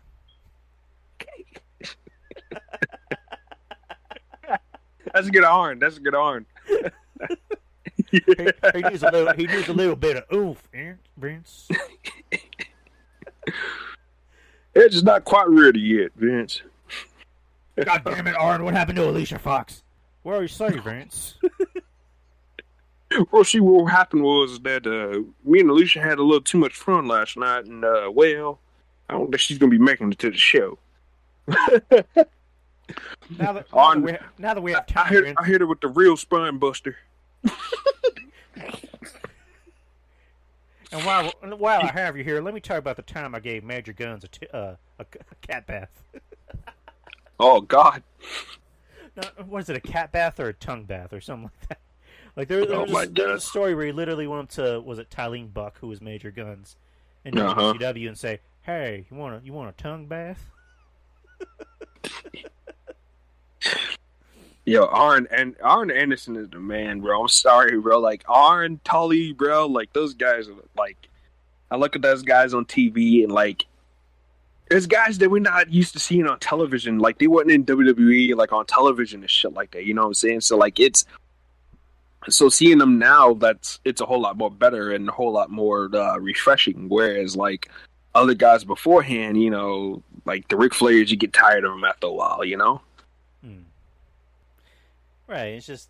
Whereas Arn, like I said, Arn and Tully, like it's refreshing to see them in managerial roles and stuff like that because, well, we haven't seen them for the last 20 years on television like that on a consistent basis. Right. Yeah, I mean, again, it's good to see Arn. It's good to see, Tully getting work. Tully looks like he can just beat the shit out of anybody in the locker room. But Tully Blanchard looks pissed off, period. Like, I love it. He comes across as a grumpy grandpa, and I love it. God damn it, Darby Allin. I'm tired of your antics. Next week, it's gonna be Sean Spears is gonna beat your ass.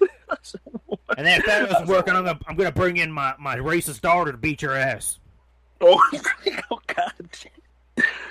I think she could take Darby too, man. That's the scary part about it. Tessa's big. Hey, you ever been around? You ever seen Tessa Blanchard in person? No. No. No, Tessa Blanchard is fucking like she is jacked. Like I remember seeing her at the NXT. She had a dark match against Alexa Bliss back in 2013-ish, maybe. It was like before like Tessa got hot, but that's when she still had like the brownish hair going on there, and she was still kind of like pale a little bit. Like she was really young. I mean, Tessa still is young. I don't even think Tessa's 25 yet. Like Tessa got in the business really young, but yeah, like she's big. She's a big girl. Like she's really tall and like very muscular, but not as shredded like Charlotte, but like she's very muscular. Yeah, it's sad because the word is that WWE and AEW don't want anything to do with her. That's crazy. She has nuclear heat, which is the word I read. I forgot who shared it. I think her holding that Impact belt. I think that sended red flags to WWE and AEW both. I mean, her possibly saying the N-word and spitting in a black. I don't think that would bother fucking Vince at all. You think he gives a shit about that? No. I mean, at this point, they kind of do because again, they're a publicly traded company, and AEW. I mean, shit. They got Michael Hayes is still the damn agent, and he's racist as shit. So, like, what's the problem? Oh no, he's not. He ain't out of there yet. So I mean, what's the problem? They can bring Tessa Blanchard in. I think they're afraid that He's got the right set she of is going. defense. She is going to freaking do what she did to Impact, hold their title, and she's going to be a loose cannon. And I think Tony Khan, he will probably, he don't want the backlash from the fans. He want to be on the good side of the fans. Whereas Vince McMahon, he doesn't give a shit. Whereas Tony Khan, he cares. He's woke. He's woke. So that's why they're Sheen in AEW. Well, I mean, apparently, Tessa had already, had a bad attitude with WWE, back in the day when she was doing tryout matches for him. So I think there's still a little bit of bad blood there. She showed her ass at the Performance Center when her and Ricochet was still going at it, still going out. Oy. They had a fight at the Performance Center. I mean, that's unfortunate because it's just like you have all that talent, and you're just fucking throwing it away. Yeah, because she's a freak athlete herself. I think she's better than Charlotte. Right. Because Tessa's not slow. Charlotte's like too tall and lanky for some of the shit that she does, and sometimes it comes across as sloppy. Like, can you picture Charlotte doing that twister moonsault thingy on Alexa Bliss? I hate that. That's gonna look awkward as hell. She needs to stop fucking doing that to begin with. Yeah, I mean, it's a beautiful visual. Don't get me wrong, but like, no, stop it. Like, but Tessa, I mean, when she does her athletic stuff, it looks good. Like when she does the diving code breaker off the top, she calls it the Magnum or whatever. Yeah. Yeah, like I mean, Tessa's got moves, man, and it's not like she wrestles like a chaotic style either. You know what I'm saying? Like she's got talent, bro, but just bad attitude, man. So it sucks. Let me ask you something. Who's more likely to get hired, Tessa or Del Rio? By any company. I think Tessa. I think Del Rio's got too much bad mouthing Triple H publicly. And some of the incidents that he's been involved with, I think those are way more harmful than like, holding a belt and reportedly, supposedly, calling somebody the N-word and spitting on somebody.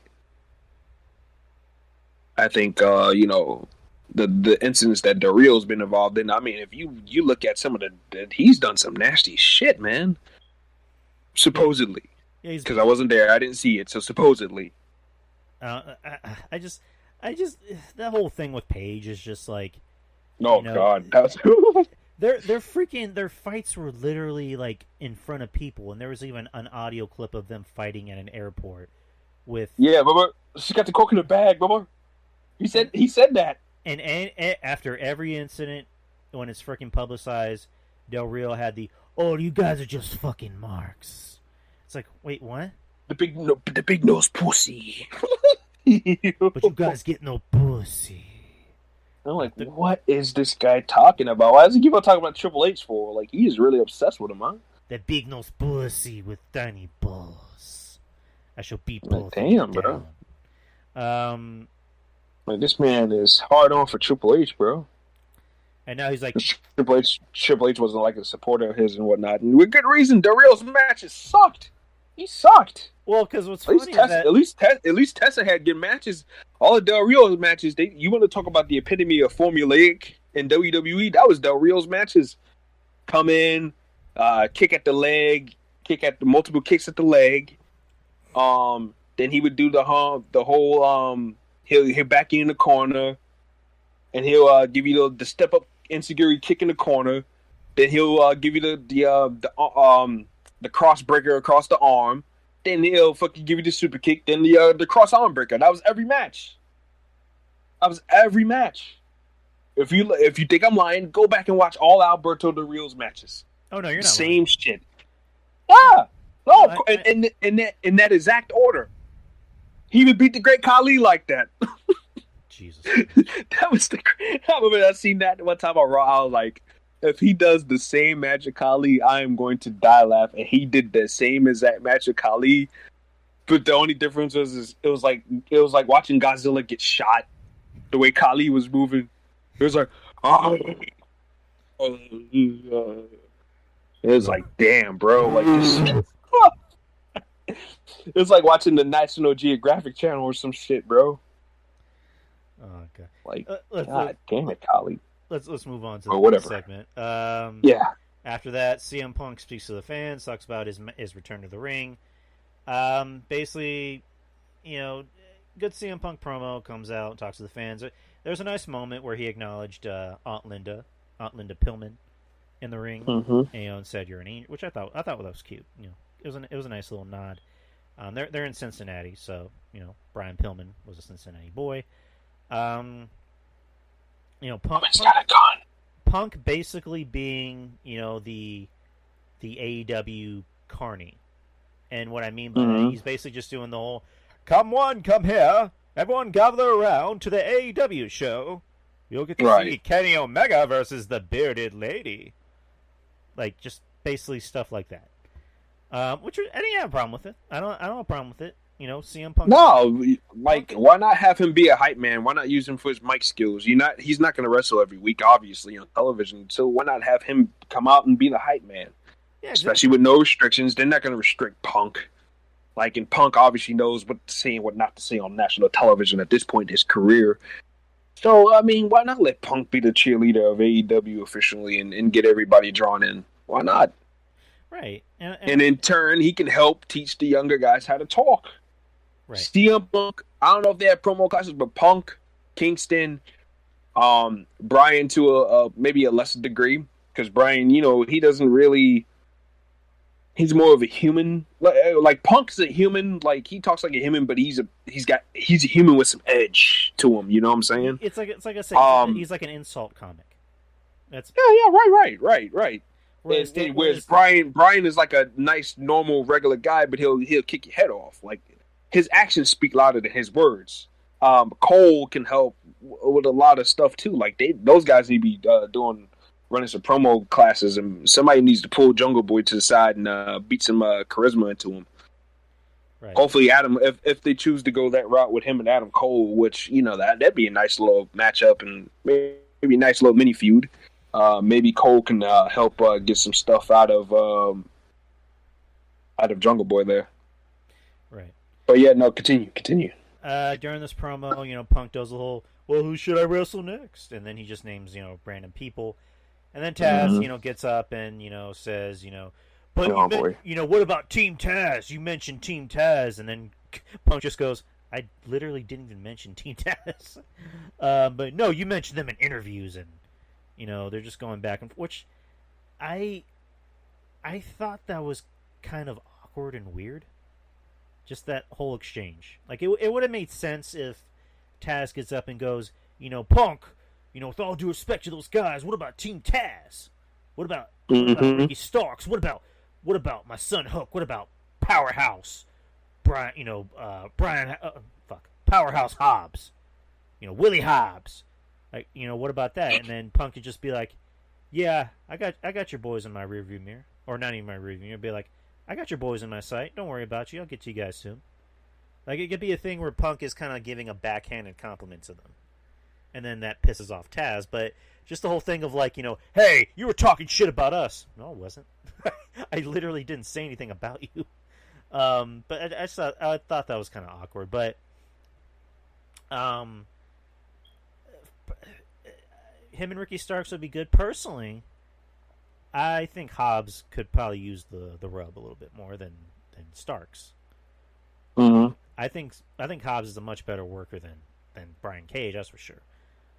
And we don't get to see enough of him, of Hobbs. So Hobbs, really, the powerhouse. But there was that. And what's the next segment? Let me just move on. Dante Martin versus Will Hobbs. Hobbs won. Was kind of drifting in and out of this match. What'd you think? What was in the match again? Willie Hobbs versus Dante Martin. Oh, I didn't see it. All right, moving on. I can tell you, I woke up at the point where MJF was in the ring cutting the promo. And that's where we're at. as the next segment. Right. MJF comes out and, makes excuses for beating Jericho, basically saying, I beat him already, blah, blah, blah. And then he insults, Cincinnati, saying, your team, your baseball team hasn't won a championship since the 90s, and he just refers to everything as mid. Why do you think they call it the Midwest? Your baseball team, mid. And then he, points out, Linda Pillman and says, Linda, don't you dare smile at me or else I'll smack all those, or punch your teeth down your throat. And then, makes a comment at Brian's sister and, says 16 and pregnant and blah, blah, blah. Which actually, Brian's sister is pregnant. She's actually going to give birth to her first child. Mm-hmm. I think she already gave birth or she's giving birth next week. But he insults all the Pillman family members, and then Brian Jr. comes out, hyped as fuck, wearing a Cincinnati Bengals jersey, and just, very hyped up, very energetic, and it was a good promo. And then MJF just says, do you really think you want to get into a war of words on the microphone with me? And then just proceeds to make comments, referring to his mom as Methany, not Melanie. And then he, was talking shit to Wardlow, saying, are you going to protect me like you did last night? Go stand in the corner and look pretty. And, Brian just beats the shit out of MJF, and then Wardlow, grabs him, not MJF, but Brian, and then pulls him off, but then Brian... kind of letting him indirectly get some shots in at MJF. Right, so they're teasing that dissension, which... Oh, God, which is dumb. You put the Pinnacle together, now you got to try to tease this shit again? Come on, man. Stop it. Right. And then Griff Garrison comes out and gets laid out by Wardlow, so... Oh, my God, he took his head off. You saw that? Oh, yeah, he looked bad. That was incredible. And then you get to the backstage segment, the doctor's checking on the Varsity Blondes. Who the fuck was it? Max Caster. And the other guy. Anthony Bowens. Max Caster with flowers, and then tells Brian Pillman Jr., I politicked my way in having a match, on Rampage. So we got that to look forward to. The debut on AEW of Ruby Soho. Ruby Soho. Versus Jamie Hayter and her ass. Her ass is actually... Oh my gosh. Her ass is actually a foreign weapon. That thing was out and about, wasn't it? Oh yeah. I was like, great God! Like I got this 4K television. I'm just like, Jesus Christ, man, that thing is out and about, girl. You definitely can't be a hater for that. Nah, no, you cannot. No, you cannot. Ruby Soho wins in I guess a so-so match, and then Britt Baker comes out and starts beating the shit out of Ruby Soho, and then Chris Statlander and Riho come out and make a save. Riho! Let's see. 6-man tag match, Dark Order versus Pinnacle. Pinnacle won. I literally blinked and missed this. didn't care. What happened was that I came back from my walk, and because I went on my walk at like 6:30, and I came back at 7:30, and I took a shower. So I have YouTube TV, so you're able to rewind and restart from the beginning of a live show. So that's what I did. I restarted from the beginning. I just fast forward all the dumb shit, and this is where I ended up not being able to rewind, unfortunately. Yeah, I didn't really care about this match. You said you kind of just barely watched it. Yeah, I blinked and I missed it. Moving on. Next, we have the Elite coming to the ring. They introduced not really the newest member, but the newest member, I guess, to the AEW roster, Adam Cole, baby. He comes out, looking like a badass, looking cool, looking not like a douchebag. Kenny Omega looking like David S. Pumpkins. Yeah, I don't know what the fuck is going on there. Having Mick Jackson look like the love child of Lance Hoyt and fucking Austin Aries. Like, what the hell's going on? And then Adam Cole going up to Tony Schiavone and saying, I know you're friendly with Britt, but if you even look at her wrong, I will kick your ass. Yeah. I thought that was funny. I love Tony Schiavone's facial reactions to shit. He's just like... he's all pissed off. Like, it's funny as hell, bro. I love Tony Schiavone. Even with his Tony Schiavone, that damn earring. looking like Milhouse's dad. Oh my God, he looks like Milhouse's dad. Whenever he's saying, "Can I borrow a feeling?" Oh my God. Oh my God. Schiavone's great. He's great. Oh my God. I can't believe that guy's like 70 years old. I did not know he was that old. Yeah, apparently he's like 70 years old or something like that. Well, I mean, he has been around for a while. He's been around as long as Jim Ross. So, I mean, yeah, he looks he looks more youthful, than Jim Ross does, for obvious reasons. Hey, I mean, he's hanging around Britt Baker, so maybe that helps. Britt Baker's giving him... No, actually, that's the incorrected. He's only 63 years old. Even at that, he looks great. Yeah, he's like, fuck. Like, I was trying to think. I think my dad is that age. No, actually, my dad's older. My dad's 4 years older than Tony Schiavone. Wow. So Adam Cole comes out, cuts a good promo. Basically puts over the Elite, says the Young Bucks are the best tag team, and blah, blah, blah. Kenny Omega is a once-in-a-lifetime wrestler, blah, blah, blah. And I don't know, there's a part of me that thinks that there might be dissension, but that's maybe another story we can talk about later. Well, he didn't mention Anderson and Gallows as a best tag team. You know why? Because nobody gives a shit about Anderson and Gallows. For a second, it could have been nice. For a second, they were standing right behind him because he gave the line saying, the Elite is now complete, except for one more thing, and then he just super kicks Carl Anderson, and then everybody else just gangs up on Gallows and beats the shit out of him. Oh, you would have loved that, wouldn't you? I would have fucking came in my pants and watched that over and over and over and over and over and over and over again. Good Lord. I would have been jacking off to that. What? It's a little perverse. Oh, oh good Lord. Oh, yeah, God. Come on, Adam. Baby! Oh. God damn it, dude. And then, anyways, Adam Cole announces that he's going to have his debut match next week against Frankie Kazarian. Well, he didn't announce Frankie Kazarian, just says I'm having my debut match. Bryan Danielson comes out. What do you think about his theme music? I'm not feeling it. I love it. I love that trap beat. I love it. I don't like the lyric version. They got the lyrics version out. I prefer the just the beat. Right. I heard it. Was it yesterday? Yeah, that beat's bumping, bro. Like, I love that trap beat. I don't know. It's a great trap beat, Drew. It doesn't fit him, in my opinion. You gotta smoke when you drink when you bumping that, bro. Nah, but when you hear the lyrics, it's a song written for him, so. Well, the story is that like it's actually Go ahead. Yeah. Yeah, no, the song was written for him and everything like that. Like, it's... Right, no. Well, he mentions his catchphrase and all that other shit. Yeah, I was saying that because, like, his friend actually, like, a personal friend of his actually wrote the song.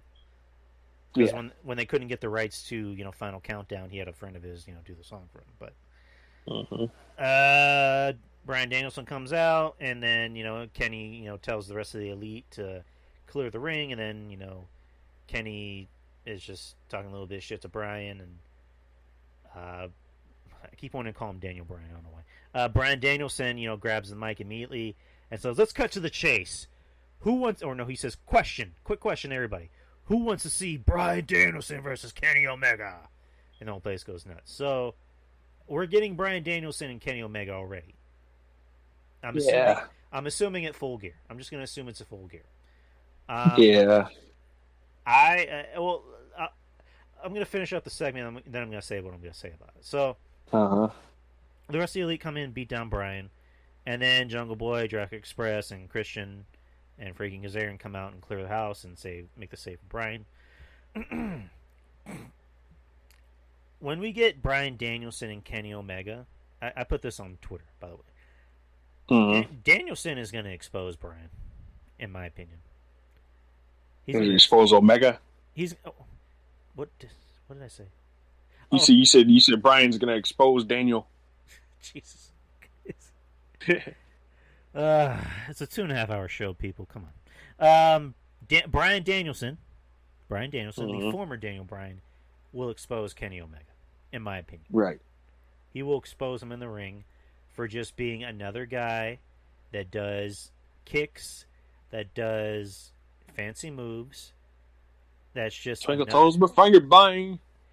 That does things that even Paul London can do, and I love Paul London. But it's just, come on, Kenny Omega is not that special. What does he do that other wrestlers haven't done? Like what has he done that Seth Rollins hasn't done? What has he done that AJ Styles hasn't done? What has he done that trying to think of another name. What has he done that Low Key hasn't done? The one-winged angel. There you go. The one-winged fairy angel. Come on.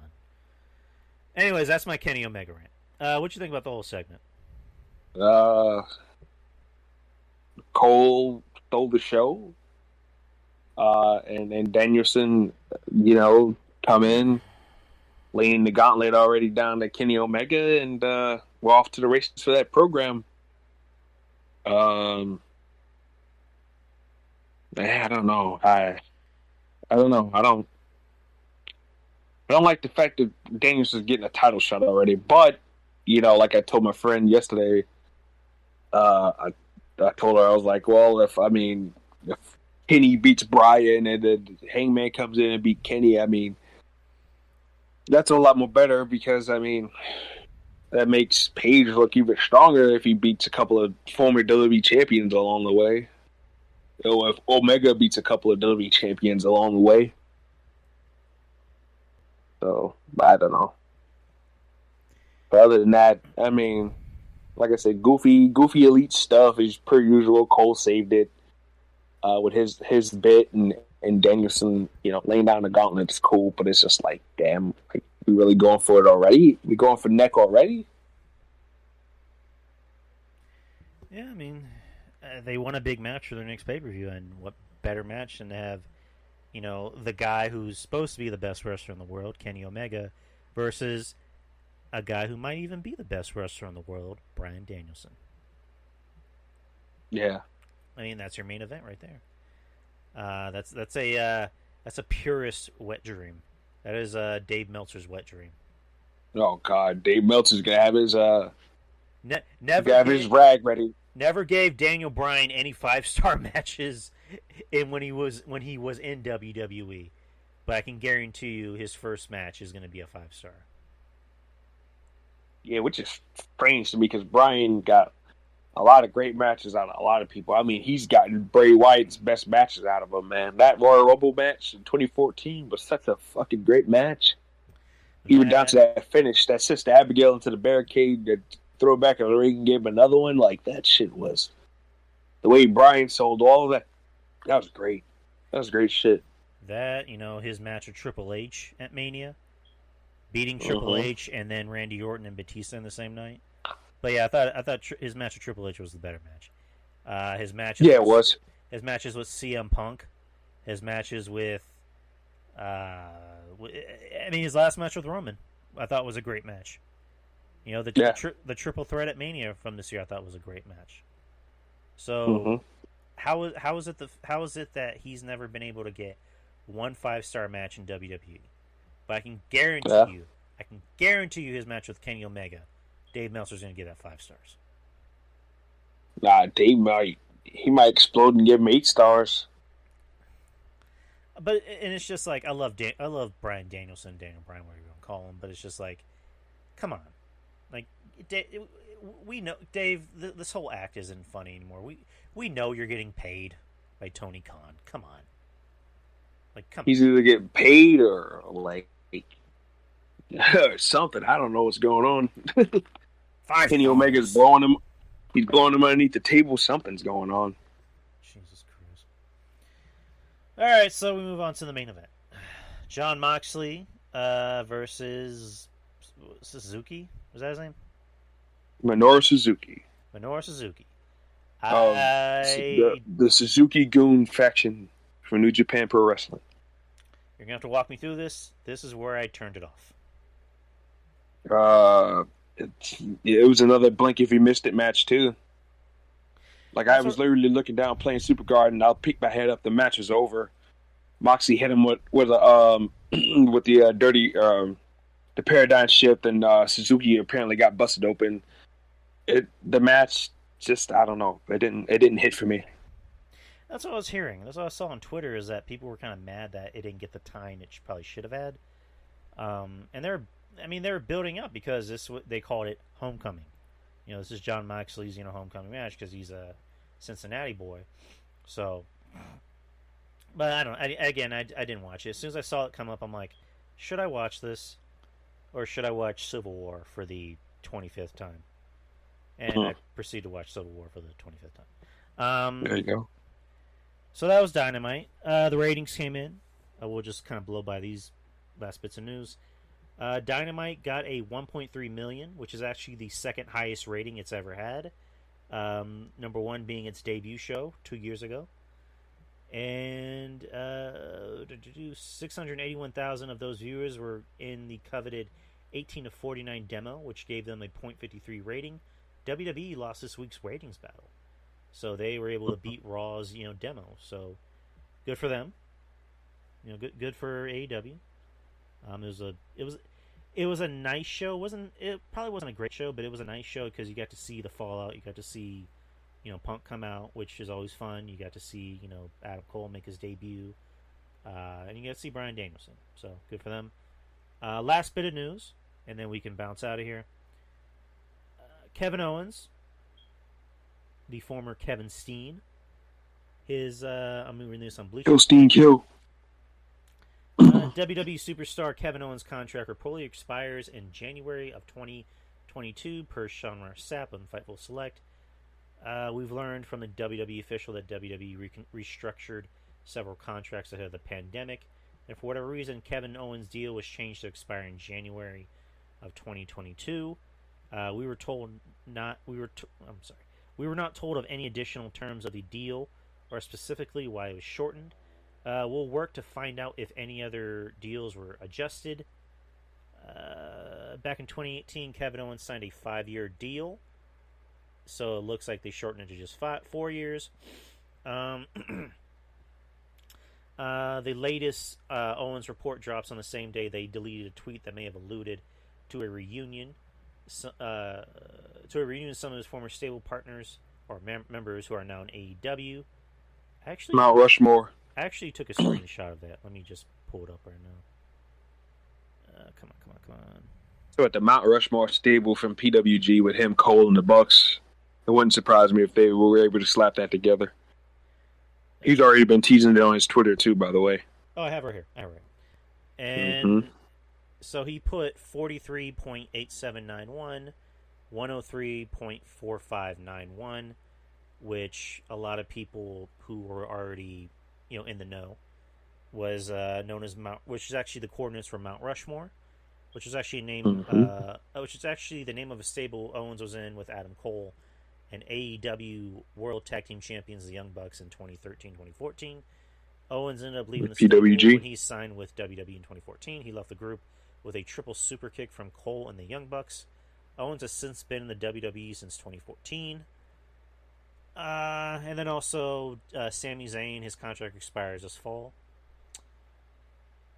Oh, generical.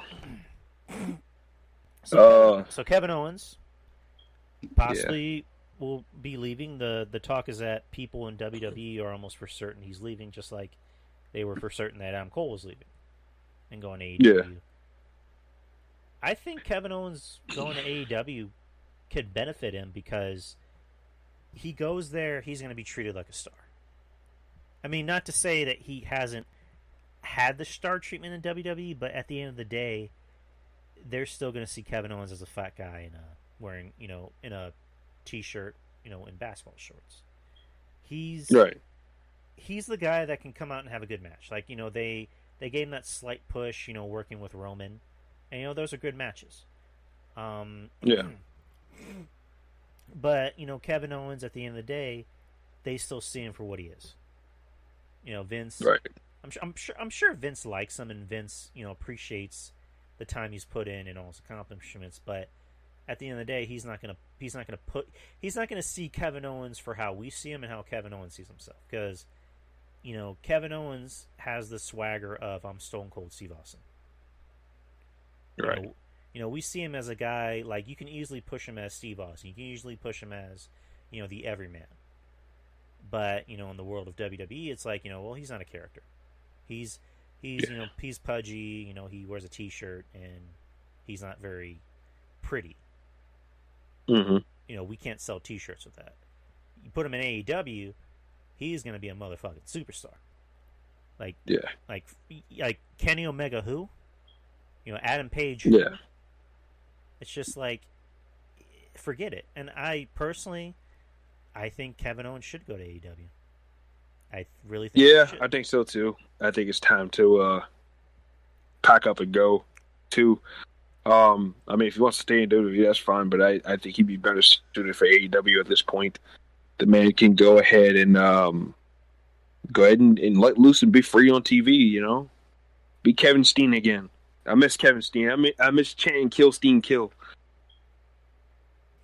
I miss seeing the package pile driver and Steenizer and all the Steen breaker, all the crazy Kevin Steen moves. I miss seeing them.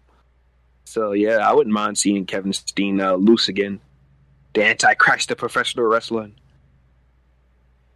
Right, and you put him in there, and it's again dream matchups. Him and Punk. I think Kevin Owens had said that him and Punk had a program in ROH, if I'm not mistaken. No, they had an interaction in ROH. I don't think they ever had a match. Right, he mentioned that because Steen blew up after Punk left. Right, like Steen didn't get hot in Ring of Honor until like 2009ish when him and Generico was a team, and that's when he turned on Generico for the first time, and they had their almost 3-year feud there. No, 4-year actually, from the end of 2009 all the way to the end of 2012 in Ring of Honor, because Steen and Generico, they were working off and on. Like Cornette they had issues and stuff. Like Cornette didn't really see a whole lot in Generico and Steen, so he didn't book them all that much, and like the booking of those two were like off and on. So that's the only reason why that feud stretched out so long. But so I like seeing Punk and Steen. That'd be great. Well, there actually was a story. Steen was in, it was either Ring of Honor or PWG, and Punk was there just to be there.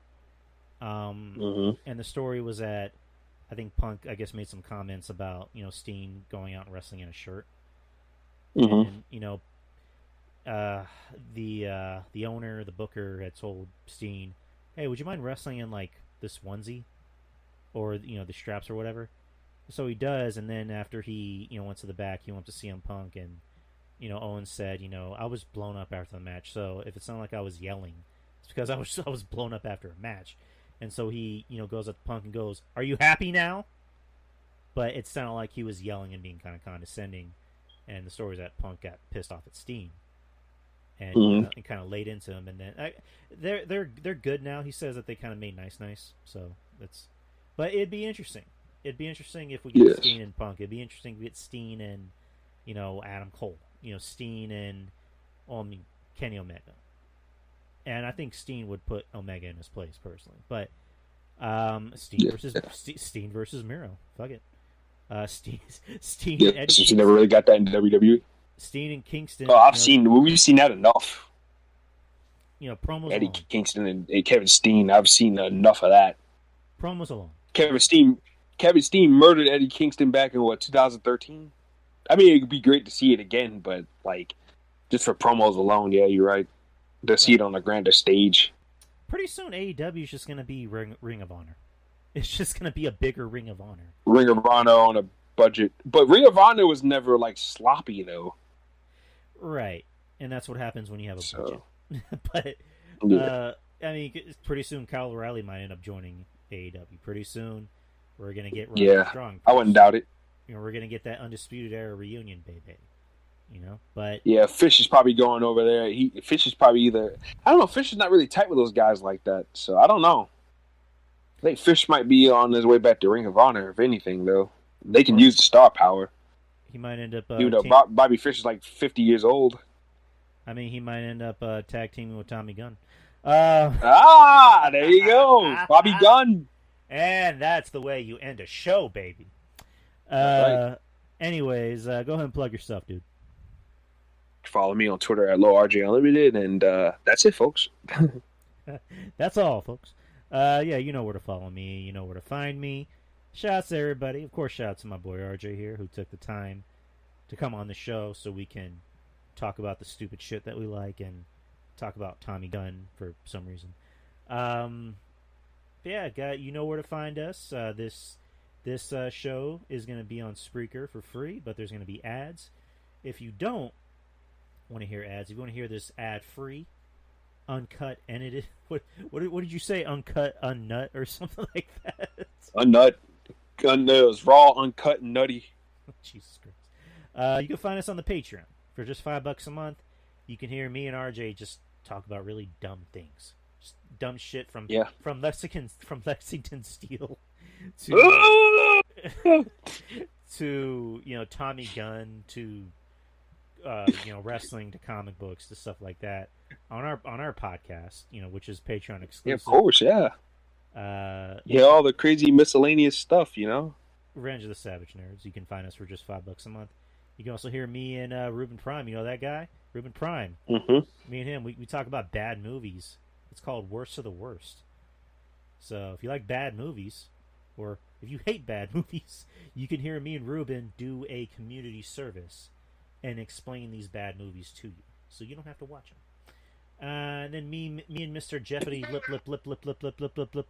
Lipman have a show called From Our Ears to Your Lips, where it's just me and Jeff talking about life, not necessarily wrestling, but just life in general. For the low, because we all need a reality check every once in a while. Yes, we do. That we do. For the low price of $5 a month, people, you can hear. Yeah, come on, people. The son bitch only $5. $5. And of course, I will actually put the regular show on Patreon, where you can hear it raw, unedited, and uncut. No nut. No, just kidding. And plenty of Lexington Steel for all the fans to hear. It's just going to be a whole show of Lexington Steel going, woo! Oh, Gianna. Man, oh man, I can't hold it anymore. I'm just going to get lazy and just put up a track of Lexington Steel for a show. It's going to be like, hey, Drew, what are you going to talk about? I don't know, just play Lexington Steel for a whole hour. You can play the violin song they got on Twitter or on Instagram or YouTube. You know that sad violin song? Yeah. Yeah, they got a whole thing with him, like the noises they be making and shit. They got into that sad violin song. So meanwhile, you hearing the sad violin music and like, I'm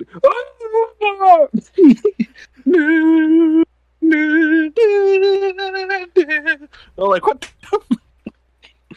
I was like, who the hell put this shit together, man? Shit's crazy. Oh, my God. All right, guys, see y'all next week. Hope you guys are having a great week. And that's really about it. Anyways, guys, take care. Have a great night and great week. And most importantly of all, people, peace. The Drew Yari Show. It's Drew Yari. It's Drew Yari. The Drew Yari Show. It's Drew Yari. It's Drew Yari. The Drew Yari Show. It's Drew Yari. The Drew Yari Show. It's Drew Yari. The Drew Yari Show.